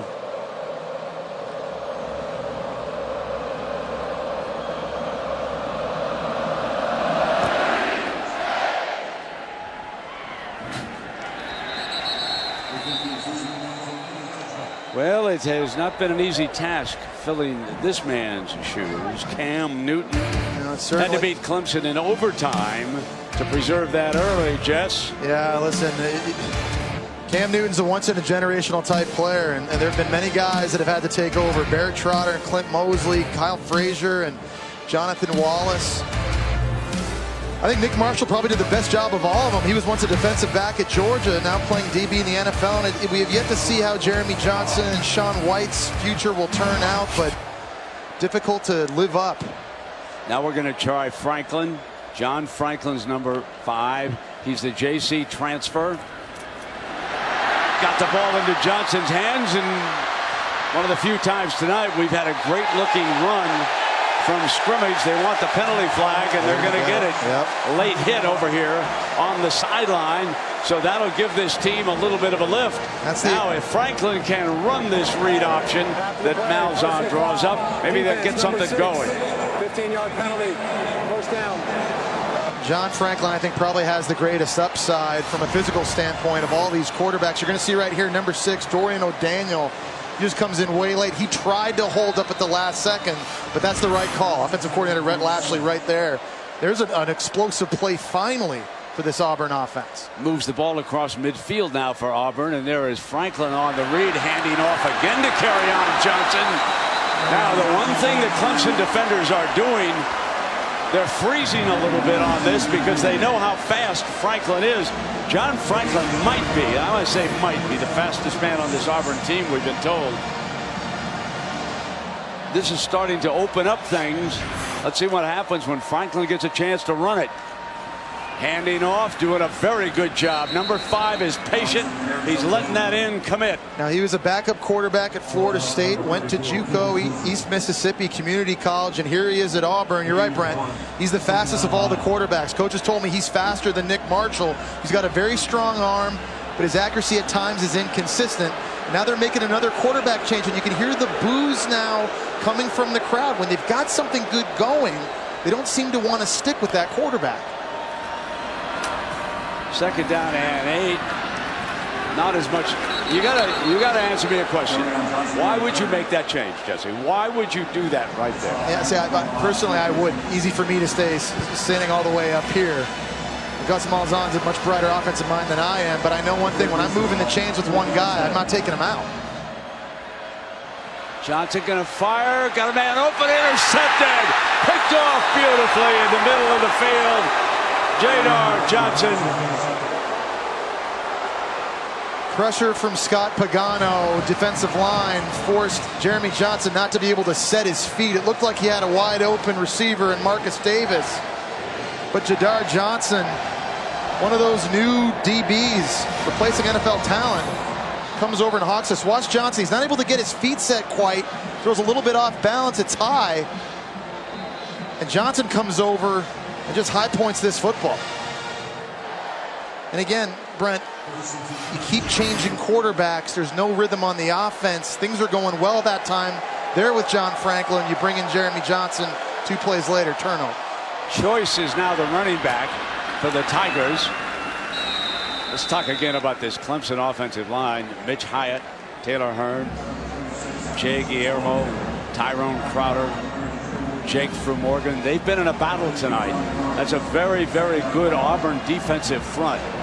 And they have rounded out 89 rush yards and 166 passing for Clemson here tonight. But they've had their hands full, that offensive line, with this front.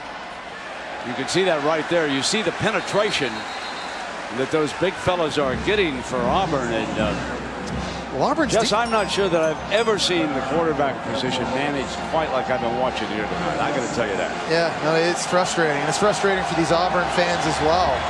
Because the defense right now, I mean, they're back on the field again. They're not getting a chance to break. And they're making plays themselves, keeping this team in the game. But they need the offense to carry their own weight. I think a big part of that is just sticking with one guy.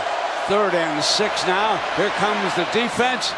Floats one outside. Intercepted. Picked off by Holsey. What a fine game he's played. Defended Williams twice in the end zone.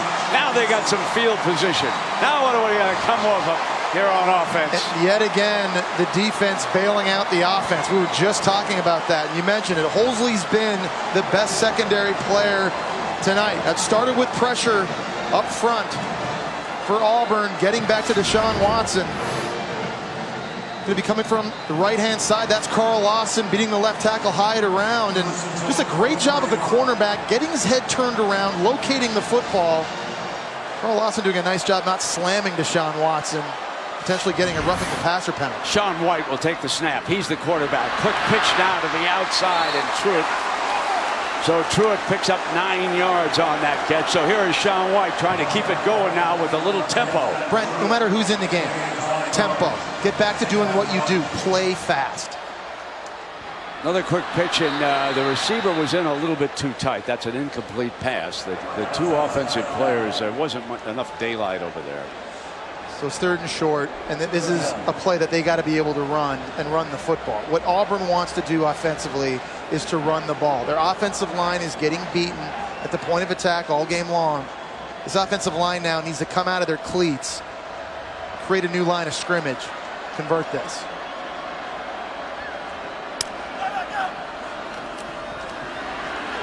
Fake the run, throw, diving reception, out at the 1-yard line. Great catch by Kerryon Johnson, the running back. What a catch. Everybody in the stadium, including myself, expected run, and they go fake quarterback draw with Sean White. They're able to sneak out Kerryon Johnson on the wheel route, and a perfectly thrown ball this time by White. They're going to review this. Play is under review.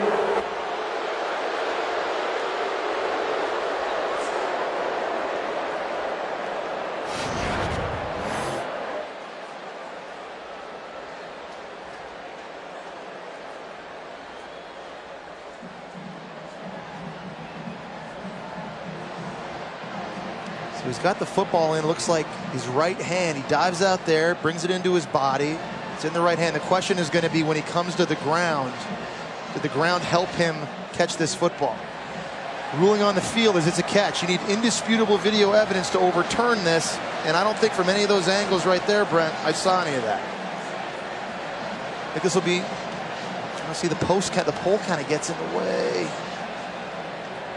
See, I think. There's the one that they're going to take another look at. Yeah, I think that's the best angle for you. That's the point of the football. Coming down, the boys will re-rack that one right there. Yeah. You be the official. It was a tremendous effort by Johnson stretching out to catch that ball. Now the ball's allowed to touch the ground so long as you have total control of the football at that moment. And I don't think watching that on that replay it looked like Kerryon Johnson did. The fellows on the sideline have seen the different angles. This is the biggest video board in all of college football.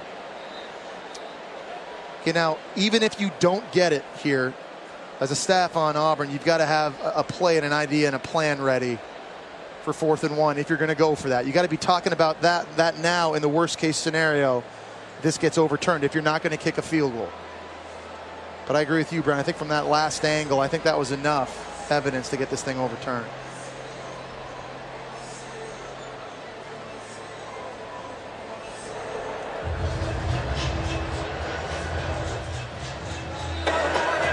After further review, the ruling on the field is an incomplete pass. The ball is 4th and 1 at the 26. Please reset the game clock to 7:25. They're going to go for it. A field goal makes it a 1-possession game. Gus Malzahn here showing a lot of confidence in his offensive line. They've had a tough go at it tonight with this front from Clemson.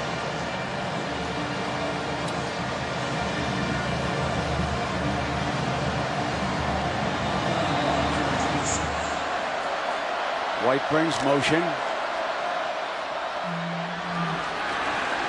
Kerryon Johnson got the handoff, and it looks like they're going to give him the first down.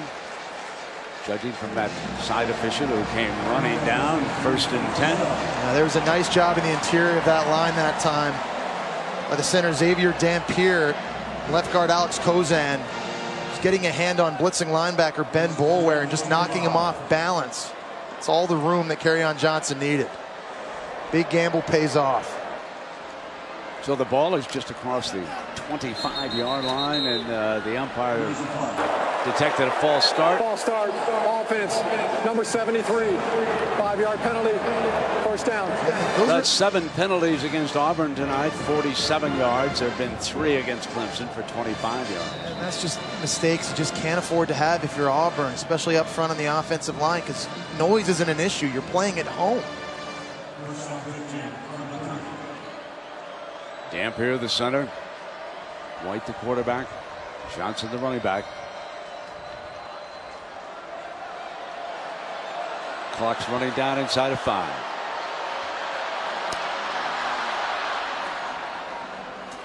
Looks like they got it off just in time. Ran right straight ahead with carry on. Carry on Johnson here tonight. He's carried for 40 yards. He's a guy, Brent, that was highly recruited, #1 prospect out of the state of Alabama last year. And with the departure of those 3 other running backs, they're now going to have to find out if he's could be a workhorse back and a guy that can carry it 20, 25 times a game and last this season. Petway replaces him right now on 2nd down and 11. Petway goes 240. He's out of Montgomery. A little bigger, more powerful back. White's in trouble, and he is sacked at the 33-yard line. That time, Kendall Joseph, middle linebacker, just mugged the center, Xavier Dampier, and was able to push him backwards. But Clemson, this is a position that they've had, you're going to see him right here coming in.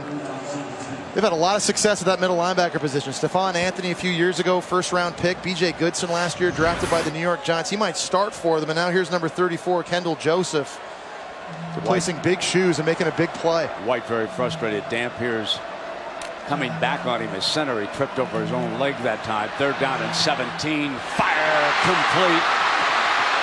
Just shy of the 1st down. Marcus Davis, the senior from Boynton Beach, Florida. And they don't know who their playmakers are offensively. Marcus Davis, senior receiver, making a big play. Now you've got another 4th down again. 4th and short.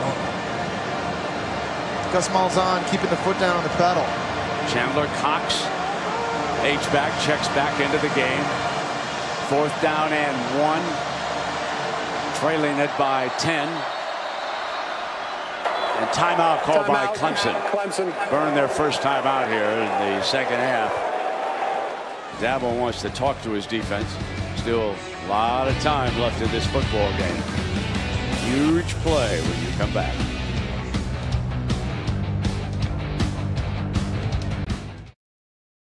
Well, the NFL left Sunday night wide open this Labor Day weekend, so it'll be Notre Dame, Texas at 7:30 Eastern time. And a week from now, New England Patriots, how will they make out without Tom Brady, against Arizona?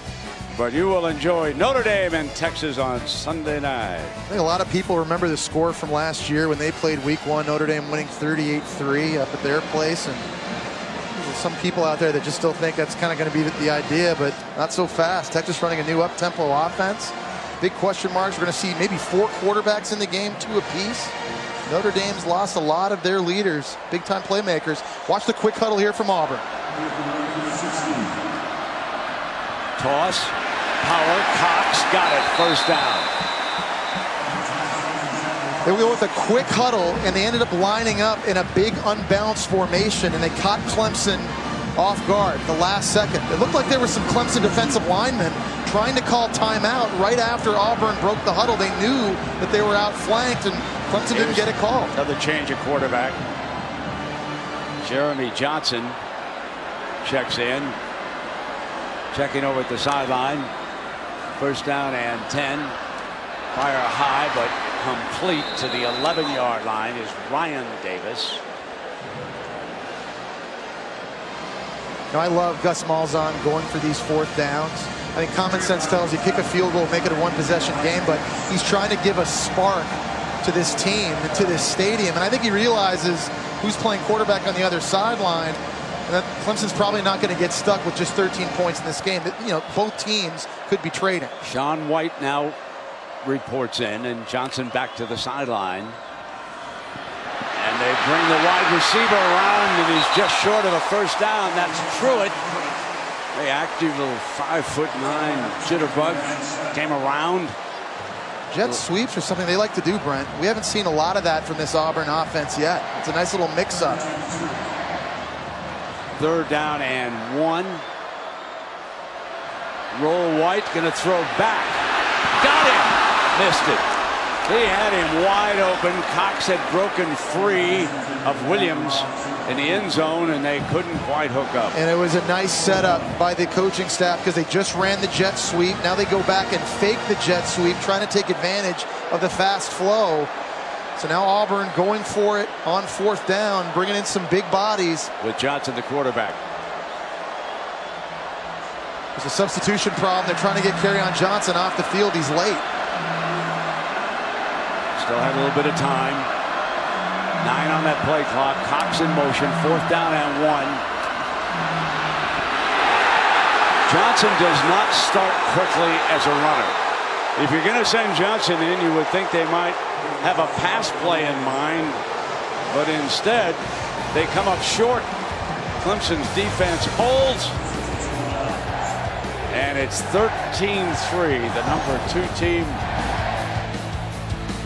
Watch Coach Swinney react.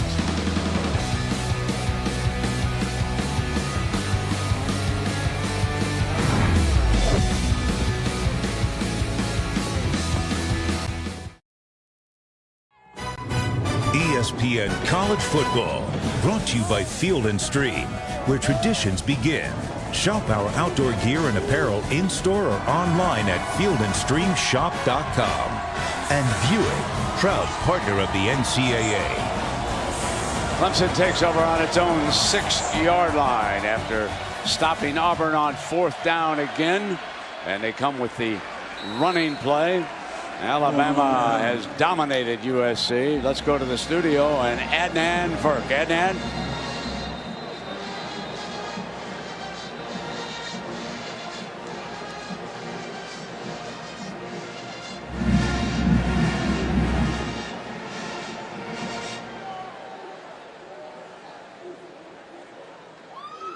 Oh my.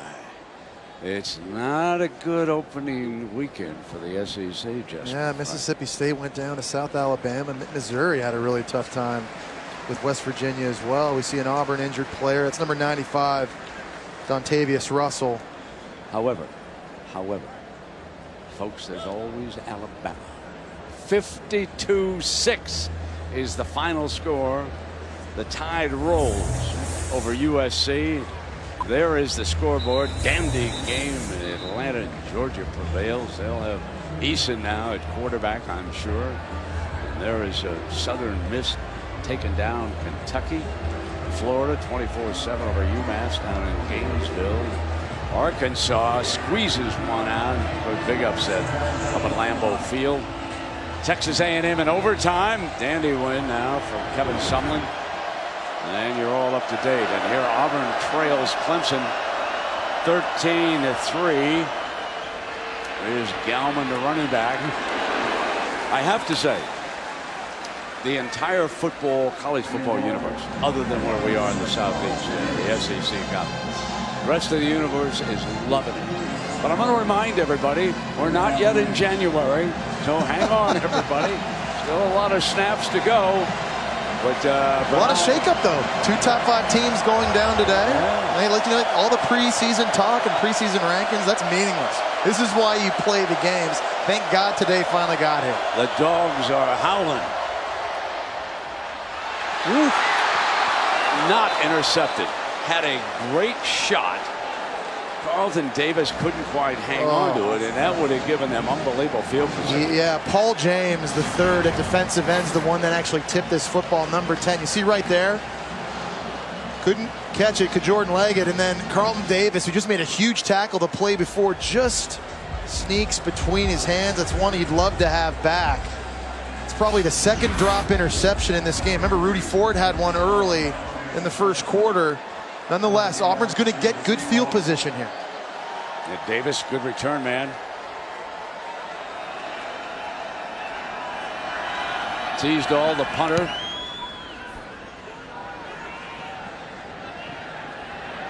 They'll work with half a field. It's down at the Clemson 49-yard line. And of course, we talked about Notre Dame and Texas Sunday. Then on Monday night at 8 p.m., Ole Miss and Florida State. SEC, ACC, just like we got here, Jess.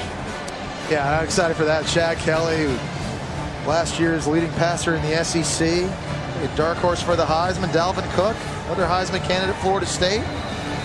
Take a look at Bo Jackson. You know what he's shaking his head about? Come on, somebody explain to me how we're handling this quarterback. Why can't anybody be as good as an athlete as I was? I can see how that might be frustrating.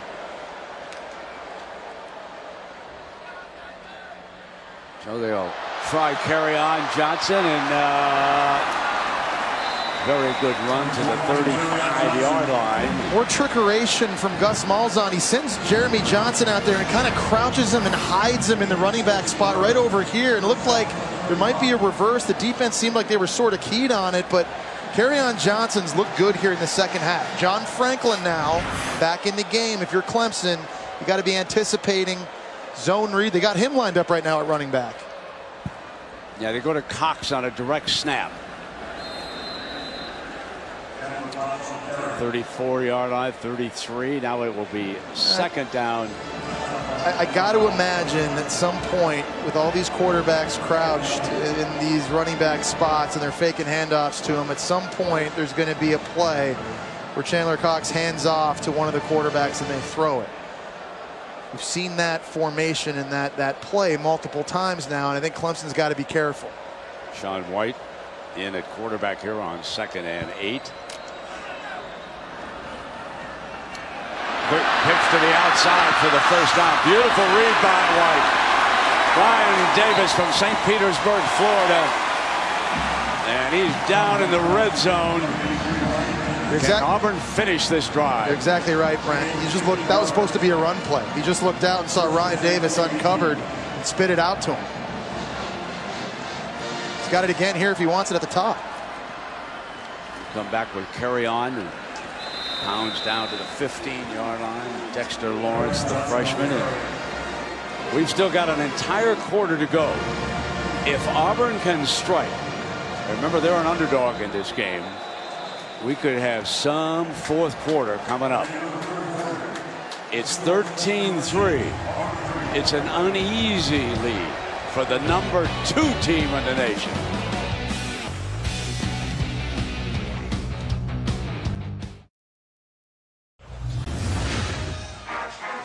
You are looking live for the Clash of the Tigers. And we're tied. Got it long enough. And he puts Auburn up by 3. Auburn wins it in overtime.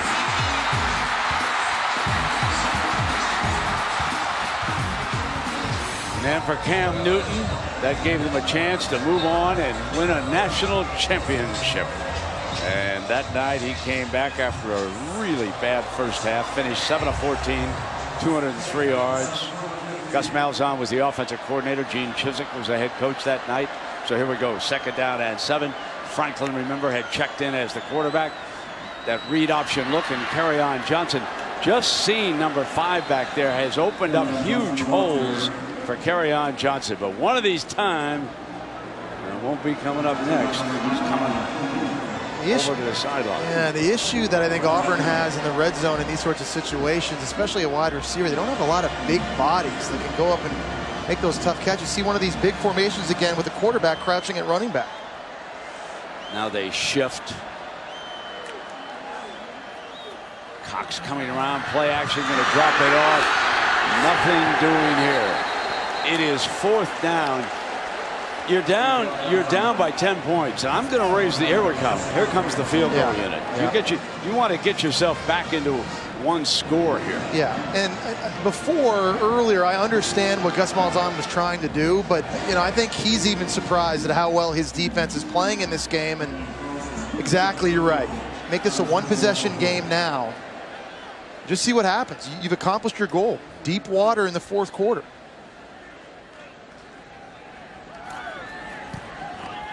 Big 32-yarder. trailing by 1 score. Can the defense get the ball back? And can the Auburn offense strike for a touchdown?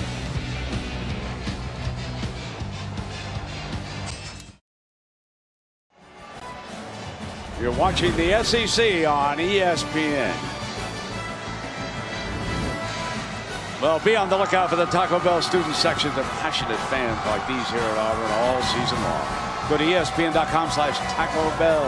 Learn how to win your chance to join your school student section of the college football playoff. Very much alive, aroused when Cam Newton's picture appeared up there on the big screen. The crowd can stay in this one now. 1 score down, 4th quarter. This great Clemson offense has not been able to separate. They have 266 total yards against the Auburn defense. And after we're done here at Jordan-Hare, SportsCenter will be on with Scott Van Pelt. What a busy weekend this is. And what a great time of year. College football, U.S. Open, Major League Baseball, a lot of NFL cuts. How about Sam Bradford being traded to the Vikings? How about Mark Sanchez being picked up by the Dallas Cowboys? All be coming your way on SportsCenter. Here we go now.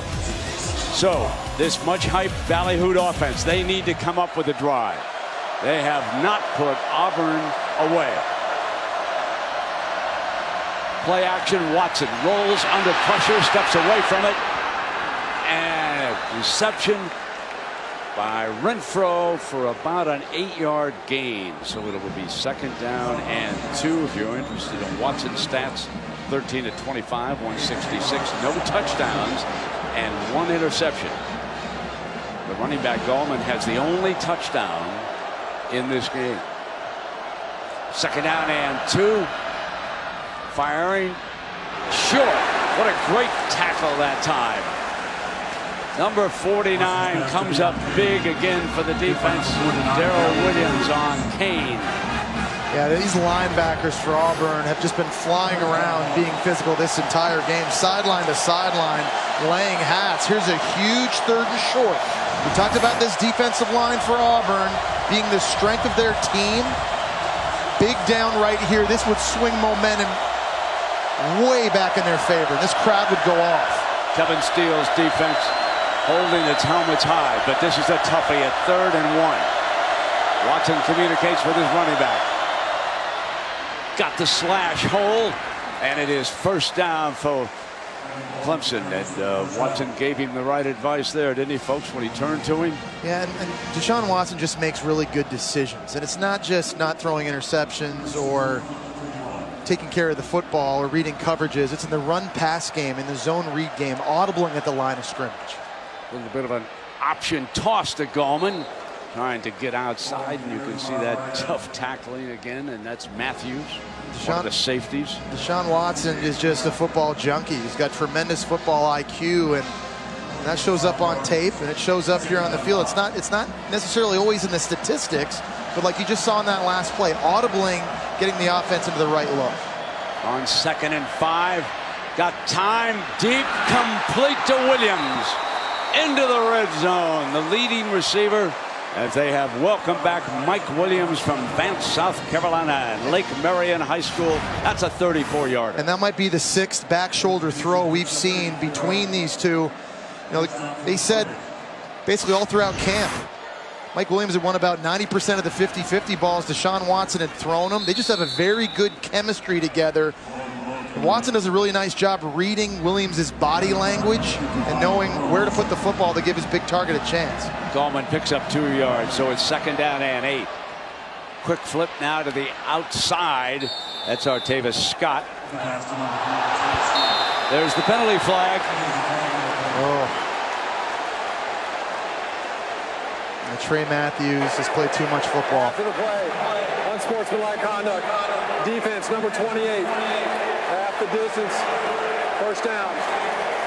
He's got to know better than that. The Georgia transfer, he's made some big plays here in this game tonight. But he's got to keep his cool in this situation. Yeah, Artavis Scott, he's leaning over him, flexing on him a little bit, but you can't have that from an upperclassman at this juncture in the game. Gus Malzahn can't believe it. And that makes it first down and goal.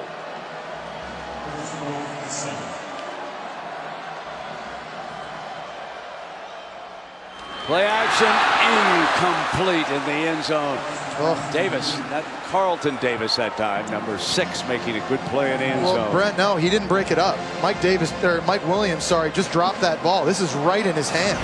Carlton Davis got beat on the slant. Watch this route. It's a good one by Mike Williams. Ball's right out in front. That's just dropped. Second down and goal after the drop.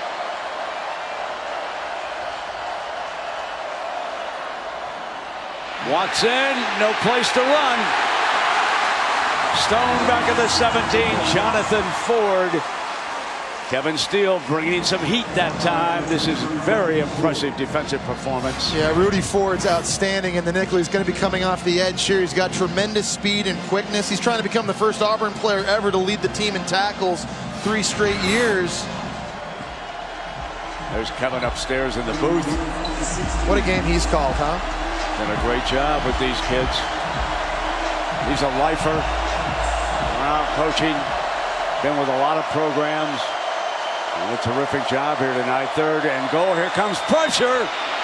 Watson throws the end zone against it. And a grab. Touchdown. Renfro. There's Deshaun Watson. When you think of his performance tonight, coming up big on this strike. He needs to turn around and give Wayne Gallman a huge high five. Wayne Gallman all night has been phenomenal in pass protection. This time he picks up Nick Ruffin coming on the blitz up the middle. Watch this get stoned, and that allows Deshaun Watson to get this football. If he takes a huge shot, arguably late, but Wayne Gallman, I really thought needed to improve his pass protection coming into this year. He's been outstanding in that tonight.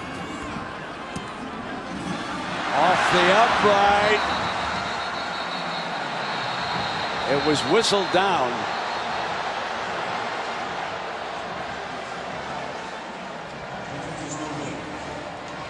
So still inside of 10 minutes to go, and now it is 19-6. After that extra point hit the upright.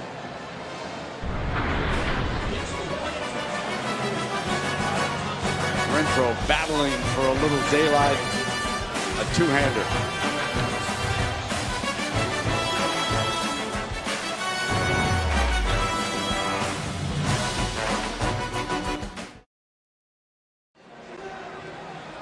Want to remind you that this weekend is not over. Tomorrow, 7:30 Eastern, it's Notre Dame and Texas as we continue this tremendous opening weekend. And on Monday, of course, it's Florida State and Ole Miss from Orlando. And Auburn, on their last 2 possessions, has made its way to the red zone, but they have only 1 field goal to show for it.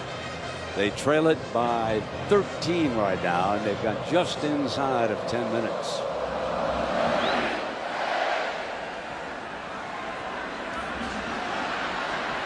Ford from the 2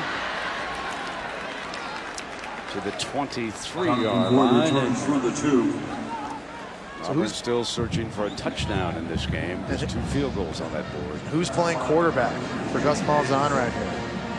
You've seen all 3 guys, Sean White, Jeremy Johnson, John Franklin, all at different times, lining up in different formations.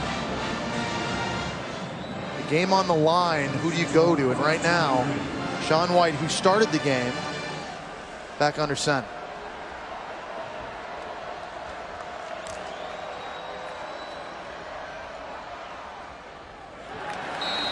Juggled, but good defensive hit that time, and that was Tankersley, the one veteran back there. Yeah, in that defensive backfield. When you look just at some of these guys, Shaq Lawson, Kevin Dodd gone the NFL. They lost their 2 top pass rushers, 3 of their defensive backs. Lawson went in the 1st round of the draft, Dodd in the 2nd. Alexander and Green also went in the 2nd, so they're breaking in a lot of new fellas here. Sean White goes deep, got a man open, complete to the 34, and freshman Kyle Davis from Loganville, Georgia, and he had separated. The play action froze the free safety, Jadar Johnson. There's a fake reverse. Look at number 18 back here. He kind of gets stuck. He thinks there's the reverse. And that's when Kyle Davis runs right by him. That ball a little bit underthrown, but there's a huge explosive play in the passing game. Talked about the eye discipline they had to have against this type of offense. Clemson didn't have it there. John Franklin checks in as the quarterback, and Kerryon Johnson. I have to tell you, the runs as a penalty flag comes late, the runs per handoff from Franklin for Johnson is going to be a pretty interesting stat. I'm still waiting for Franklin to take off and see if he can get the edge and see what kind of a burst he's got. There is the young man. Started at Florida State. Went the JC route. Substitution infraction against the offense. 5-yard penalty. First down. Brian, I want to go back and show you how Clemson's reacting to John Franklin. They're not going to block Christian Wilkins right here, but they're so afraid of Franklin not handing this ball off and running outside that they're getting hesitation from the defensive end. That's the respect that they're giving John Franklin. That's what's opening up these creases for Kerryon Johnson up the middle. But for not that time, the 5-yard penalty makes it 1st and 15. White back in the game, hit on the release. Oh boy. And they get away with a flag against the defensive secondary. A break for Auburn. Pass interference. Defense. Number 18. 15-yard penalty. First down. Jadar Johnson, yeah, he's the guy that got his eyes caught in the wrong place on the bomb earlier. He gets beat on a double move here by Will Hastings and just basically tackles him. And that's an easy call to make. Jadar Johnson, one of those new safeties, Brent, you talked about. They have 3 new starters in the secondary. They lost 3 draft picks to the NFL. Jadar Johnson, who's a senior, he's played a lot of football. He's got his hands full right now. John Franklin back on the field.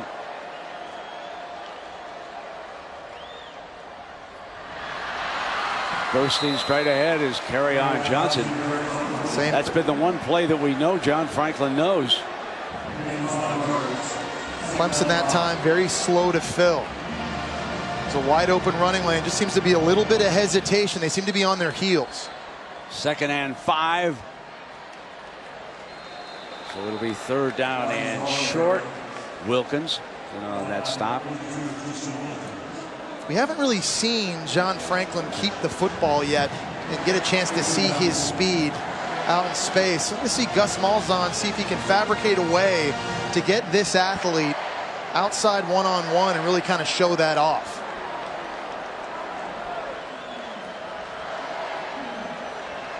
We'll be down inside of 8 minutes on the game clock. 3rd down and 3. And now it's 4th down and 3. Johnson was stoned on that. Dexter Lawrence, the true freshman, just ate a double team. They made a play in the backfield. Interior of that line for Clemson continuing to cause havoc. They're going to go for it on 4th. Sean White will be the quarterback.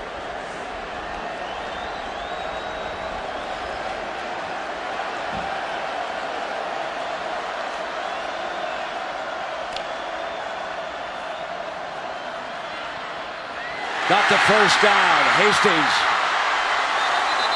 And to the 7-yard line. Number 33, Will Hastings, again working his way open.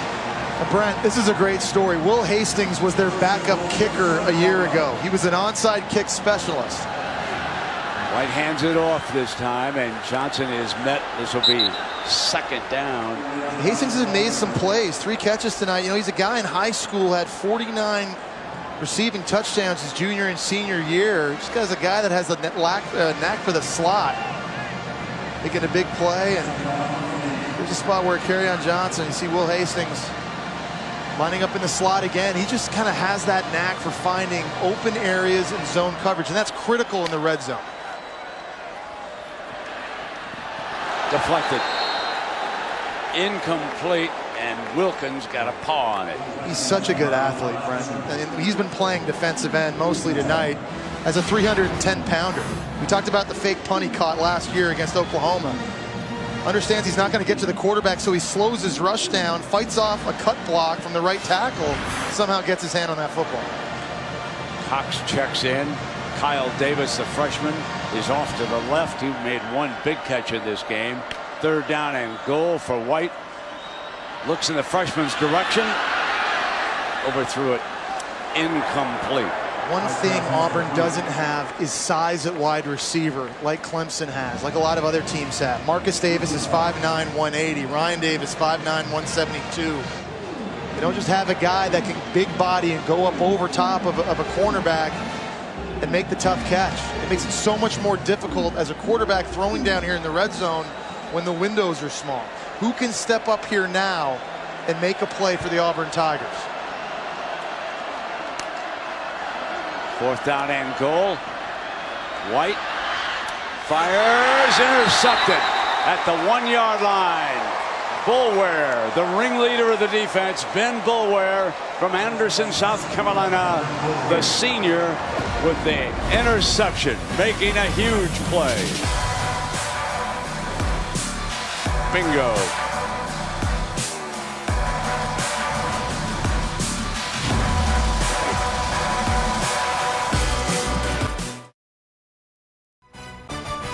ESPN College Football is presented by Geico. 15 minutes could save you 15% or more on car insurance.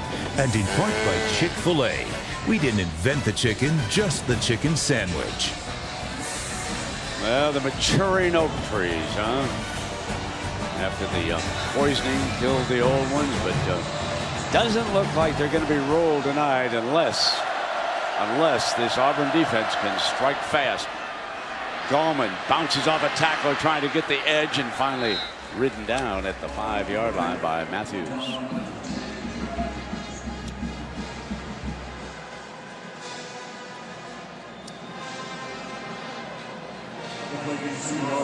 .336 yards of offense for Clemson here tonight. 228 yards of it passing by Watson. He's thrown for 1 touchdown and 1 interception.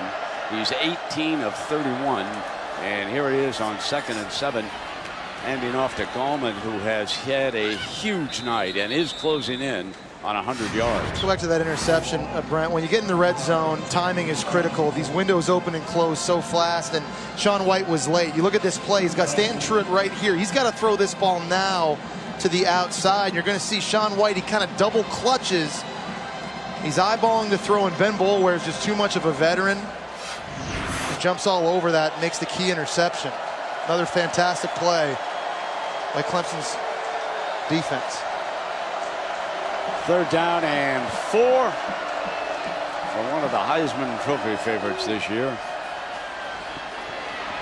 I don't think he's going to get it. Well, is he out of bounds? Let's see what happened. Incomplete is the ruling. Anyway. Yeah. And again, Auburn's defense stepping up and making plays. Great performance by the. Yeah, it's been great. I mean, you know, I think it'd be easy as a defensive player to kind of look out and see the offense struggling and just kind of get down and just ask yourself, you know, how much more do we have to do? But they keep answering the bell. They keep taking the field against what many believe to be the most talented offense in the country, and they keep making plays. Well, here we go now. Marcus Davis is back. Need a couple of touchdowns to pull off the upset inside of 5 minutes. Not much time. Been in the red zone 3 times. There's a penalty flag flying. They haven't been able to record a touchdown. Depending on the penalty, well, this could be pretty good field position coming up here at the 4:44 mark.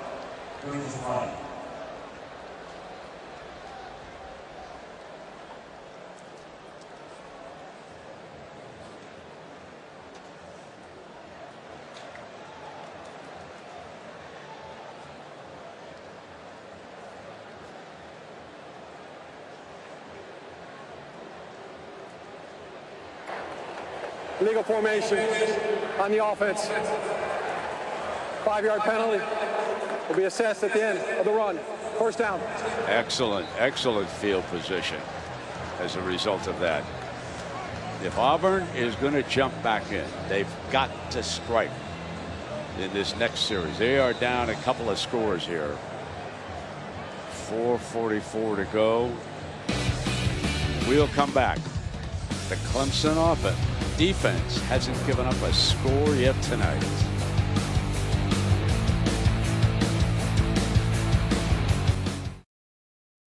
We look at the AP Top 10 presented by Goodyear. 2 of the top 5 have fallen. Oklahoma and LSU will both fall. Ohio State and Michigan were impressive today.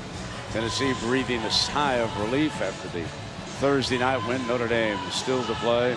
Alabama will be number 1 regardless of what happens here the rest of the way. And should Clemson hang on, you would expect them to stay number 2. And of course, Florida State goes against Ole Miss on Monday night. So Auburn comes out with Sean White. Going to take the snap. And off on the end around. Johnson was lined up over there. And they brought him around as a ball carrier. And if they could just strike for a quick touchdown, give a chance here. Well, Kerryon Johnson's had his most success in the zone read game with John Franklin and on these jet sweeps.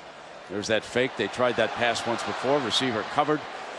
And helmet comes off of the quarterback. And I believe that means he's got to come out right now. And Lamar has got to come out to the sideline for a play. And that means Franklin is dashing in from the sideline. He's handed off on all of his plays. Yeah, we haven't seen second him throw down yet, at you're 12. Right. We haven't even seen him run with the ball yet. I just think with his now he's athleticism. over on the wing. Going to be a direct snap to Chandler Cox. He's going to hand it off and still get the ball back into Johnson's hands. And a lot of eye candy, but not much of a result. And here's your third down. And which of these receivers can step up and win one-on-one in a big situation like this? We talked about them not having great size, but number 80, Marcus Davis, he's kind of their go-to guy. He's not their biggest receiver. He's down here at the bottom of the screen, matched up against Tankersley. He's a guy that just has a knack for making plays. A lot of time. Can't find the open man. And incomplete to Slayton. It's a penalty flag too, Brent. It's going to be a late hit on Clemson on Ben Boulware. Personal foul, roughing the passer, defense number 10. Penalty is half the distance. First down. That gives life to this Clemson offense again. Dabo Swinney saying, you got to think. You're a senior. You're one of our leaders. There's no need for this. Throws it away, and Boulware just kind of gives him that shot way out of bounds. Just those mental mistakes that drive coaches crazy.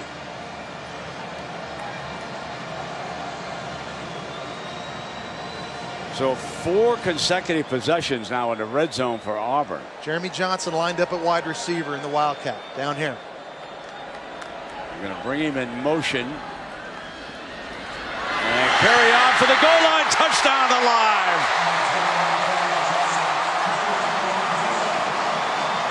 Underdog Auburn strikes with a huge touchdown.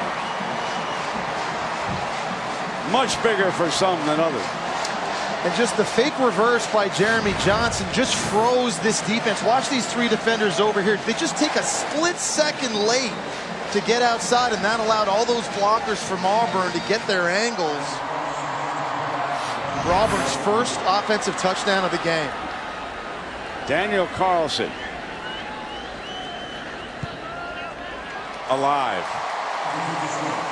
Maybe I spoke too soon about tumors. Arm up, everybody. Got a chance. Now we're going to see the Heisman Trophy favorite. What can Deshaun Watson do?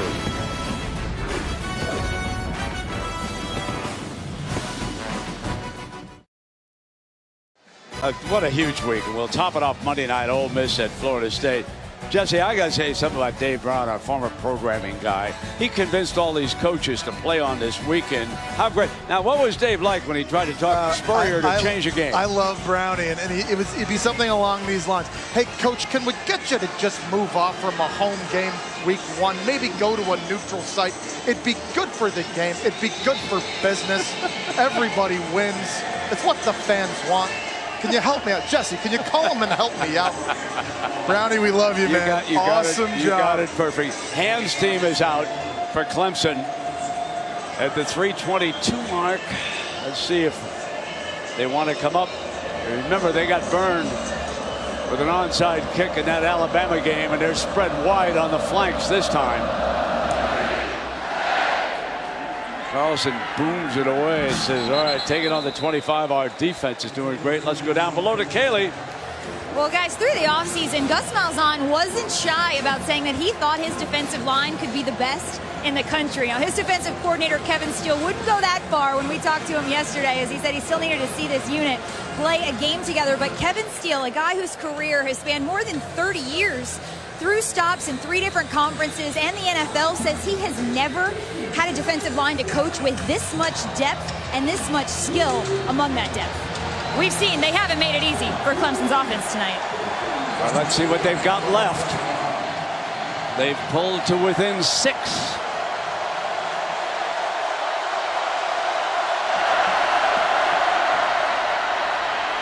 There's Gallman again, pushed out of bounds as he gets ever closer to 100 yards tonight. Kayla, you talked about that depth they have. Kevin Steele believes he can go 10 deep on the defensive line. In a game like this, with the tempo Clemson likes to run, they've used a lot of different bodies, and they've been able to stay fresh. Big reason why they've been able to be as dominant as they've been. 3 minutes. They're bringing that clock down. Precious seconds. 2nd and 4. Deshaun continues to milk it.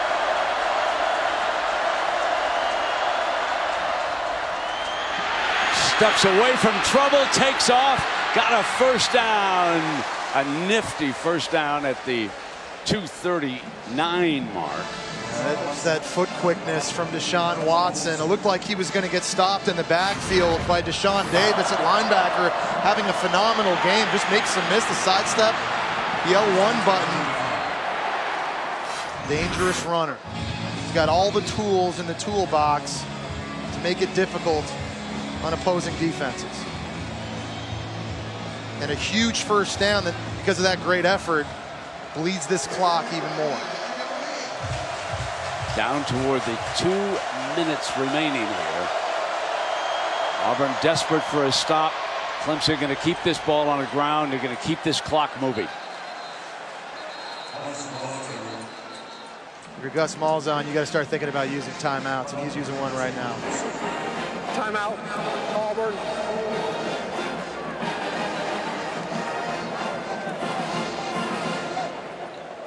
"30-second timeout." Now, I've really been impressed with both defenses tonight, Brent.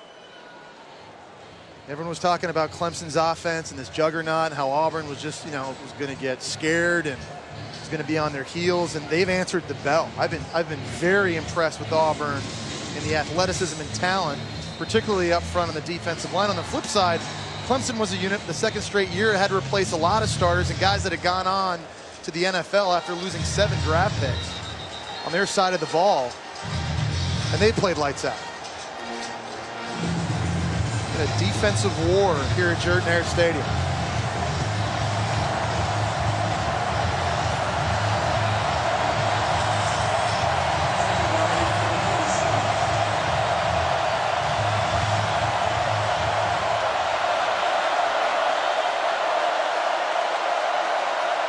Game clock starts on the snap. Batted away, and that stops the clock. I'm a little bit surprised. Davis did a good job there. Clemson had bump and run coverage across the board. You'd expect them to run, but because of the matchup in a one-on-one with Mike Williams, they try again for the back shoulder. But this time, phenomenal coverage by Carlton Davis on the outside, and Deshaun Watson takes a huge shot from Mr. Lawson. And you're right, Brent, stopping the clock. How big of a 3rd down is this? Carl Lawson rushing from Deshaun Watson's right side. Throwing again downfield, and Williams makes the catch on the sideline and out of bounds. What a big gamble, and they pull it off. You've seen tonight how different Mike Williams makes this Clemson offense. This back shoulder throw virtually has been unstoppable all day long. But, you know, Auburn, there's nothing more that Carlton Davis can do. They've got their best cover guy on him, and that's very, very good coverage. It's just very hard to locate the football on these back shoulder throws, and Mike Williams doing a nice job of just staying in bounds, converting yet another first down. On 3rd and 7, a 20-yard gain for Watson. He's now thrown for 248 yards. Now they come back, and here's Gallman to daylight. Hurdles to the 23-yard line. That puts Gallman over the 100-yard mark himself. It's going to be tough, Brent, for defenses throughout the ACC to have to handle Clemson this year, because you got to pick to do one thing. You either double cover Mike Williams and get left open to being run on by Gallman, or you load the box and leave yourself susceptible to one-on-ones. But there's a lot of ACC defensive coordinators, I think, watching this game tonight, and they're shaking their head thinking, man, what do we do? Well, we bring down the curtain on a terrific day of college football. Houston earlier today, shock number 3, Oklahoma, and then Wisconsin stunning LSU up in Green Bay. In overtime, a dandy Texas A&M survives against a game UCLA team. Georgia holding off North Carolina over in Atlanta, and then Alabama showing why they're #1 and going to be hard to dethrone. And now 1:41 to go, and pounding away to put away their first win of this season. And the timeout, that's the last one, I believe, for Auburn in this game. Third final timeout. 30 seconds. Well, you know, Jesse, if we just take a look at results, and I know it's been really a game Auburn team, but as of right now, you would think there's a possibility. I don't want to get ahead of myself, because Clemson has to go to Florida State. Louisville is going to be a little bit trickier than everybody thinks this year. We could have a rematch between Alabama and Clemson. Yeah, we certainly could. You know, the thing I think I take away from this first week is that we had a lot of questions coming into the season. I think every team had one major question. I think some of those questions were answered today. Alabama, it was about the quarterback position. Right. They seem to have that answer with Jalen Hurts. LSU, we thought, was a quarterback question, and Brandon Harris still is a question. You're absolutely right. With Georgia, Jacob Eason kind of takes over there and established himself. Oklahoma had question marks on defense and on the offensive line, and that manifested itself today in a loss against Houston. It's very, very early. Lots of football to be played. It's not to say any of those teams are out of the playoff necessarily, but I still think we did learn a lot of things today. Thrown back here at the 1.5-minute mark, and 3rd down comes up. Davidson in the midst of that defensive effort. I think we learned a lot about Clemson today, Brent. I think their big question mark was defense. And we don't know yet how good of an offense Auburn is. We're going to have to wait for more games to be played to figure that out. But so far, Brent Venables' side of the ball answering the bell again. I'm kicking a field goal if I'm Clemson on 4th down in this game. It's a 1-touchdown game right now, leading it by 6. I'm going to try to put this on a 9.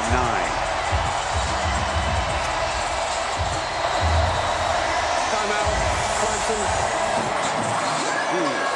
Well, they still got one left here. They brought it down now inside of a minute.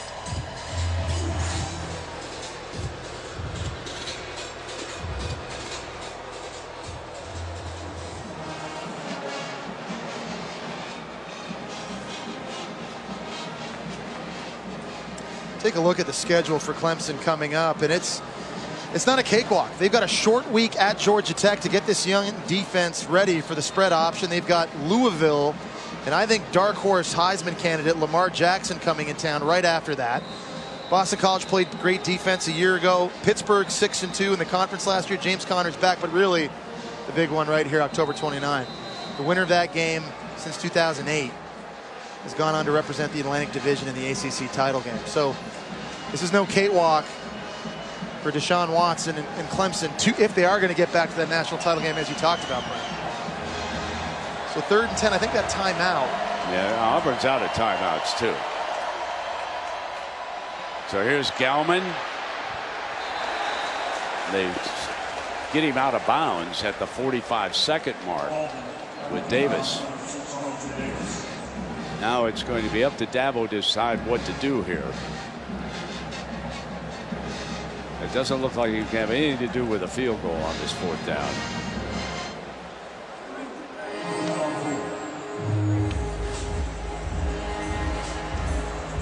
Leads it by 6.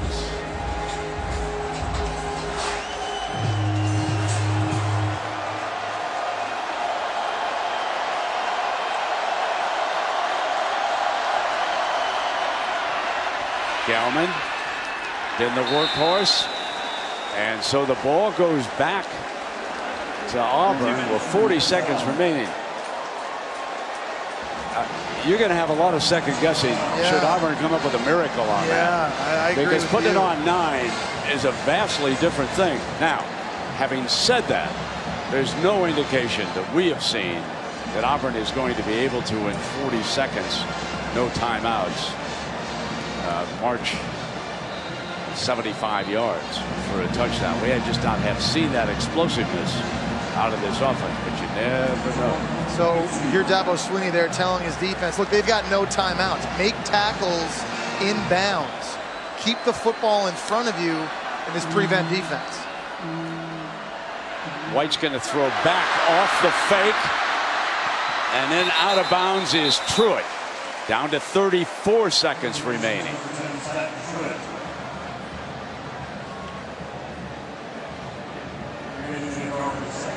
Remember 2013, Auburn had all those miracles in them. It almost seemed like a team destined to make it to the national title game. Or that play against Georgia, tip. They had one of those last year against Alabama in the Iron Bowl. I wonder if they got some magic in them here. 2nd down. The clock is important right now.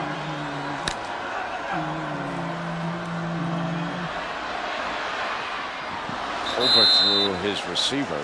Would have had a 1st down and makes it down number 3. And it's an offense, Brent, that's not conducive to having to play catch up throwing the ball. They want to be a run-first team, and last year not very efficient throwing it. They haven't been overly efficient throwing it in this game either. This is just not the comfort zone for Sean White in this offense.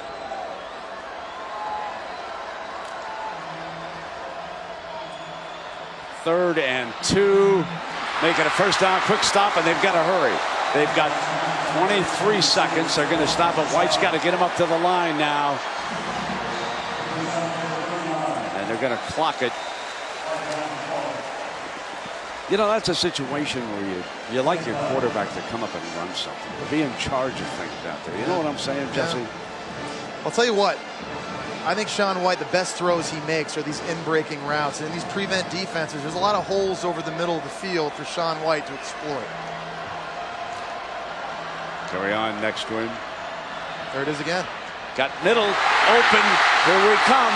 Marcus Davis down now to 16 seconds. The good news is you've at least now given yourself a chance to throw one into the end zone if you're Auburn.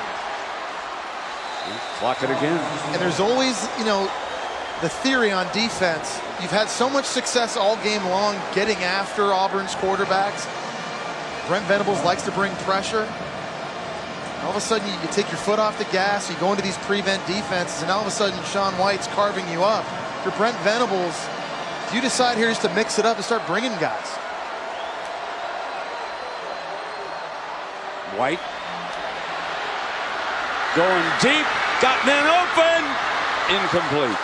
Well, that got scary for a second because 2 Auburn receivers were in the end zone versus only 1 DB. Clemson let a bunch of guys just run right by them.